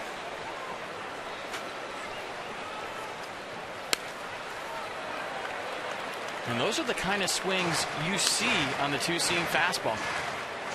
It seems like when he throws it on the outer half, right-handed hitters run out of bat. So you see it as a strike, and all of a sudden it runs off the plate away. Can't see it right there, but it just kind of moves at the very end, and you have no chance.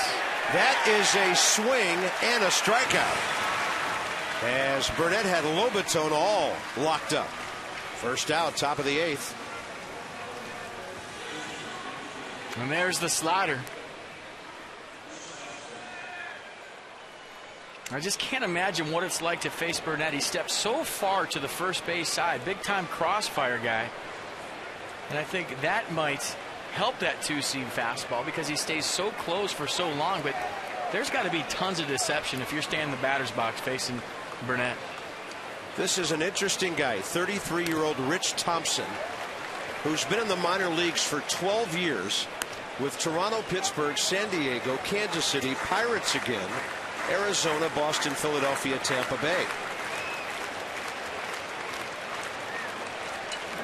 He played 6 games and had 1 at bat for the Royals in 2004, and here he is 8 years later back in the big leagues. Sounded like a busted bat, and Sean Burnett literally mows him down. 2 outs. Come on down to Woodbridge. Exciting Potomac Nationals baseball, and the Peanuts, a special appearance from Hall of Famer Raleigh Fingers. Post-game fireworks this Saturday. He'll sign autographs before and during the game. First pitch, 6:35 start.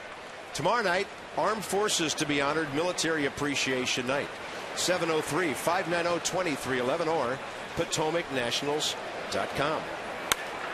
Elliott Johnson, pinch hit last time, stayed in to play shortstop. The Rays don't have any right-handed bats on their bench other than backup catcher Jose Molina.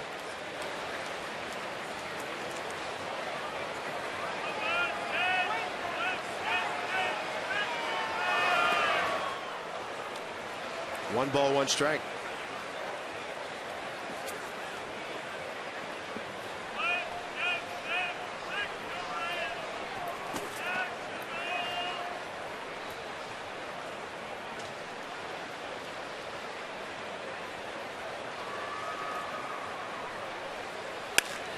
Left side, Zimmerman scoops it up. Another night at the office for Sean Burnett, whose 1.13 ERA is on its way down.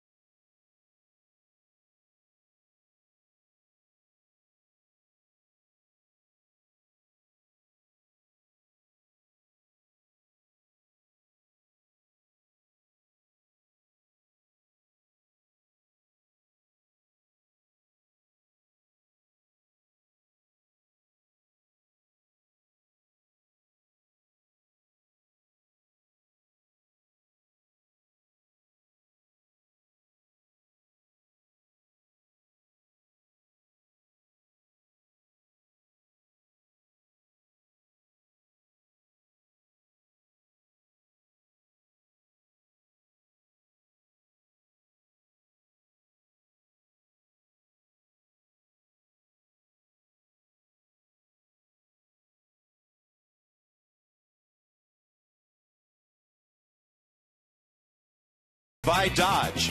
Go to Dodge.com or visit your local Dodge dealer tomorrow. And by Navy Federal Credit Union. Navy Federal serves the Navy, the Army, Marine Corps, Air Force, the Department of Defense, and their families. Federally insured by NCUA. Evidently some people watching Tom Jefferson racing lately. And they're all over the monument out there. What a beautiful, beautiful sight. With that dome reminiscent of Monticello. So here we go, bottom 8. And remember, your Washington area Lexus dealers donating $200 to the Children's National Medical Center every time a Nats player hits a home run this season. They played small ball and mixed in the doubles tonight to score their 5 runs. Left-hander J.P. Howell for Tampa Bay.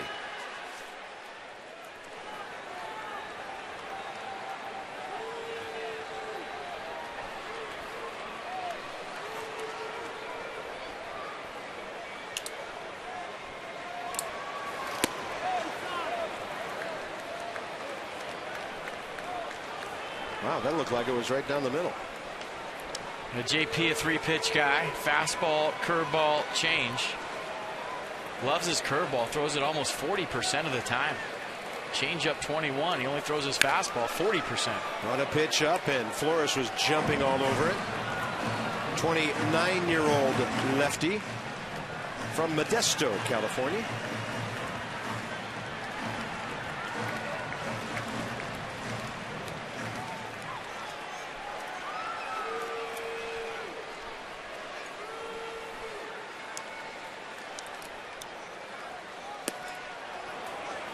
And Flores locked up on that one. 1 ball, 2 strikes. I mean, you see a guy that throws off speed almost 58% of the time, 59% of the time as a hitter. Sometimes you have to go up there and look soft. Just totally disregard the fastball until you get into a 2-strike count. And Flores able to stay with that breaking pitch to foul it. There he is. 10th save last night. You know what's the great thing about these innings that Burnett and Clippard have been throwing lately? Very little suspense. No drama.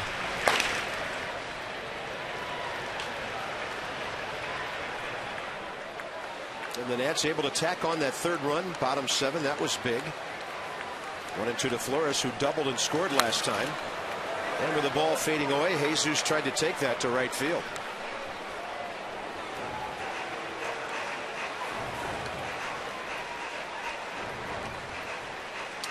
Phillies have been beaten at home by Colorado tonight. If the Nats hold on, Philadelphia will be 9 games out. And now the Red Sox have taken the lead late over Miami 6-5. Bottom of the 8th at Fenway. Marlins are 7 back, trying to avoid their 4th straight loss. Flores way out ahead.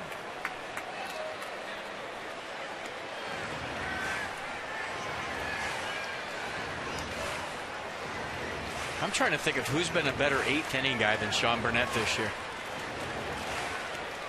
It's just very simple, very quiet, very uneventful, all about strike 1. Yeah, it's like Sean bore us to death. We love it. Yeah.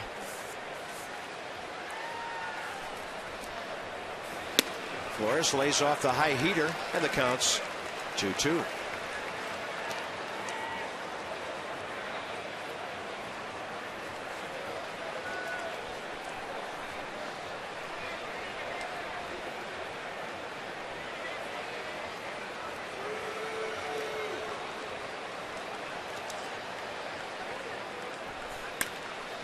Right back over the mound, falling down in awkward fashion was J.P. Howell, but his second baseman made the play.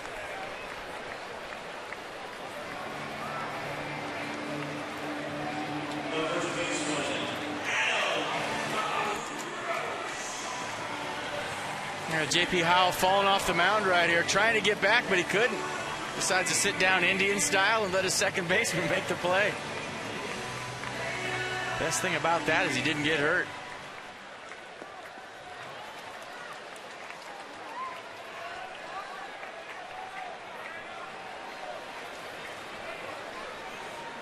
Adam LaRoche intentionally walked when the Rays decided to pitch to Danny Espinosa, and it cost them 2 runs back in the 6th.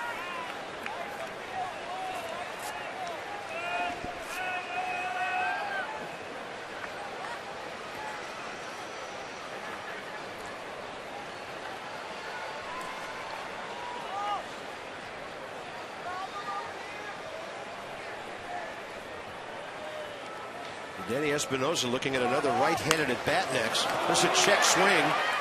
Closer to the line, would have been a base hit with the shift on. Check out Danny Espinosa's night. He's done everything. He walked his second time up, third time up double. How about the stolen bases right here? I thought this was a huge part of the baseball game. Then he pumped up the ball club right here. Michael Morris got jammed a little bit. Danny Espinosa says, so what, I'm going. Big run in the game. And then this big double right there. Maybe the best all-around night of the year for Danny Espinosa. And he's looked like a true leadoff hitter. That's what leadoff hitters do. They spark ball clubs. They do the little things. But he did the big things, too, with the big blow with the double and 2 RBIs. Espinosa slaps one foul, and suddenly Danny's looking hitterish. And he's playing right out of his uniform tonight. You'd love to see that. Good all-around night from Danny Espinosa. Serious spark plug at the top of the order.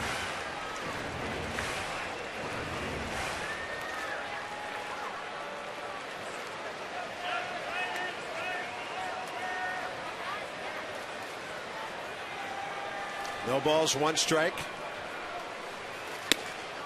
And inside to even things up.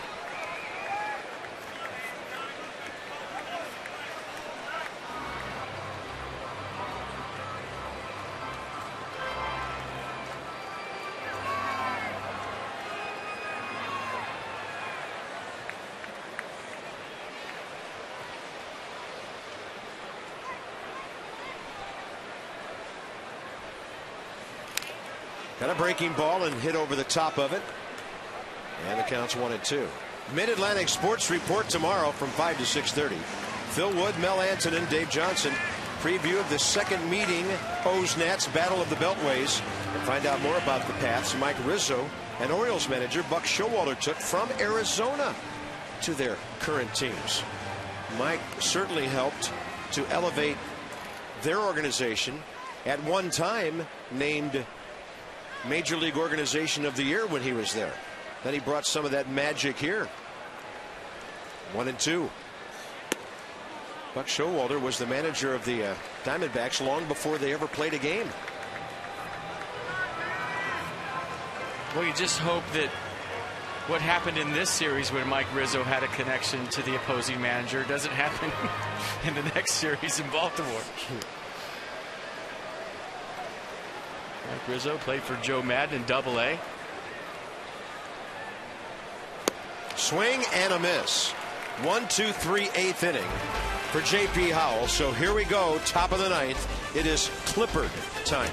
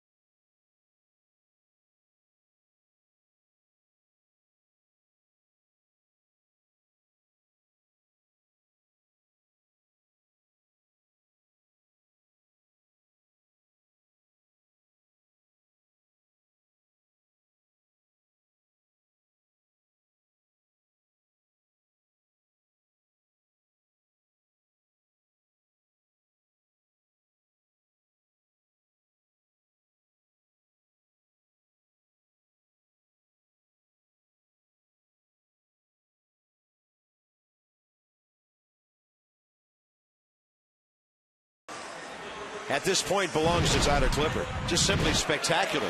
Came on last night. Ben Zobrist up first. Fastball away. 1 out. Elliott Johnson. And he lined out to left, and then Molina on the last pitch of the game to strike out. And just like Sean Burnett, 1, 2, 3 go these late inning relievers. And the ERA is sizzling over his last 22 appearances. 21 1/3 innings. And 4-pitch guy. Fastball, cutter, curveball, change. Hard to believe a guy can consistently throw all those pitches for strikes. Some nights he uses the fastball, changeup exclusively. And tonight he faces 3 hitters he did not face last night. It'll be Jennings, Pena, and Upton. Jennings sees him for the first time. Pena has seen him one other time. And B.J. Upton has never faced Tyler Clippard. First pitch, strike. And I never get tired of saying that.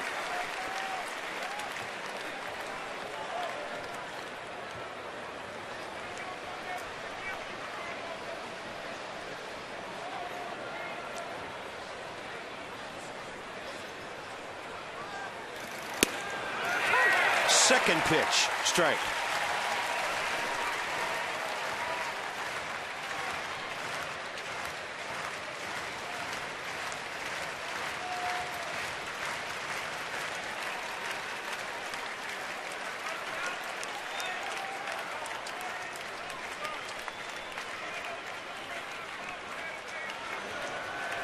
Fastball up.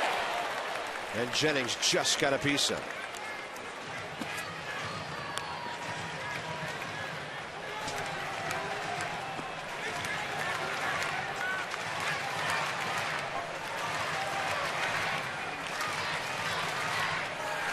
Nationals trying to win their 40th game of the year, their 20th at home.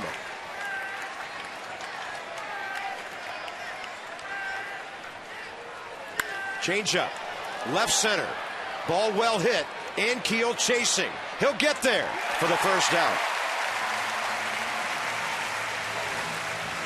Tune into the Nats Extra postgame show presented by WB Mason. Johnny and Ray here at the ballpark. They will join you as soon as this game is over. Yeah, right when you think Jennings might have got that one, you remember that the ballpark is playing huge tonight.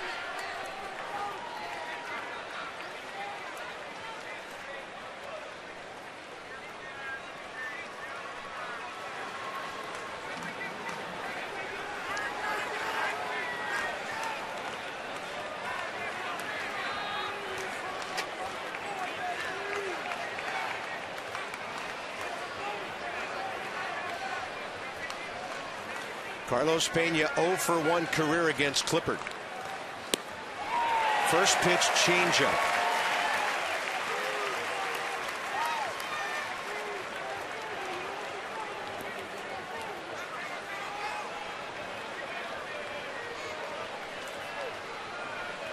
Well, the Nats have a chance tonight to gain a ground on every team in the division. 2 idle, 1 has lost, and 1 trailing late. And now the Marlins have lost 6-5 at Boston. Look out.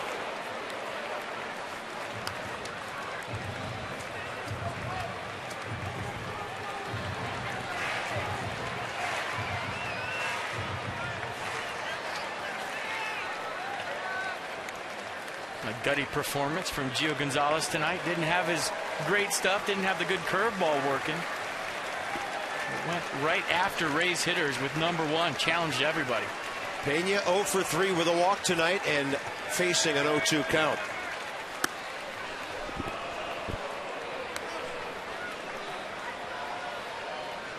In the 9th inning, you hardly ever see Tyler Clippard anymore throw a fastball that anybody can hit to the right side of the park.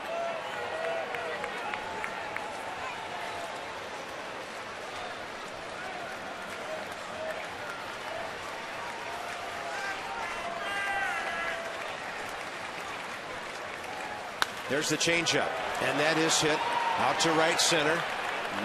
Bryce Harper says, "I've got it." 2 down. And the Nats are 1 out away from salvaging a 2-4 home stand when at one point it was 0-4.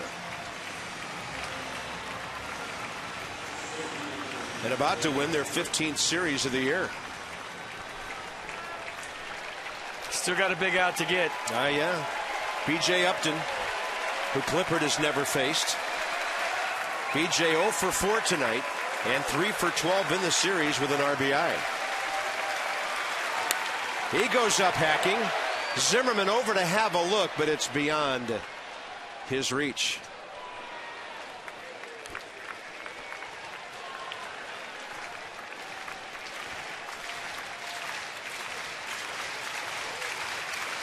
Rays are on their way to Philadelphia. Nationals on their way to Baltimore. And trying to make it 40-27.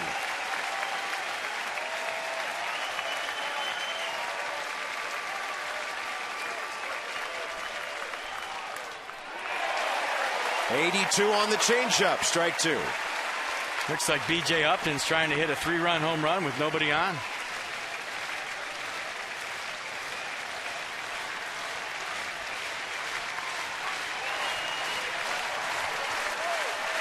Crowd of nearly 30,000. Lots of action tonight, and one more strike to get.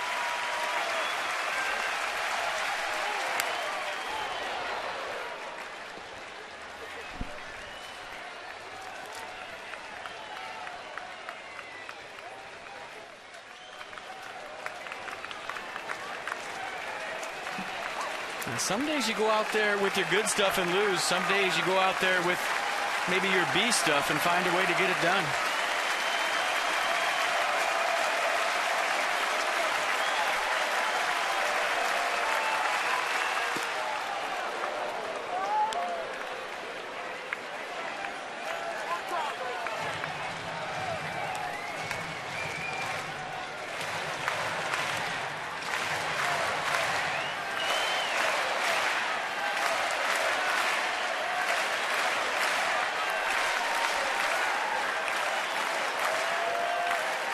Fastball up, game over.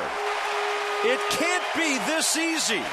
But Burnett and Clippard keep making it look that way. The Nats win the series. A big win tight for the Nats.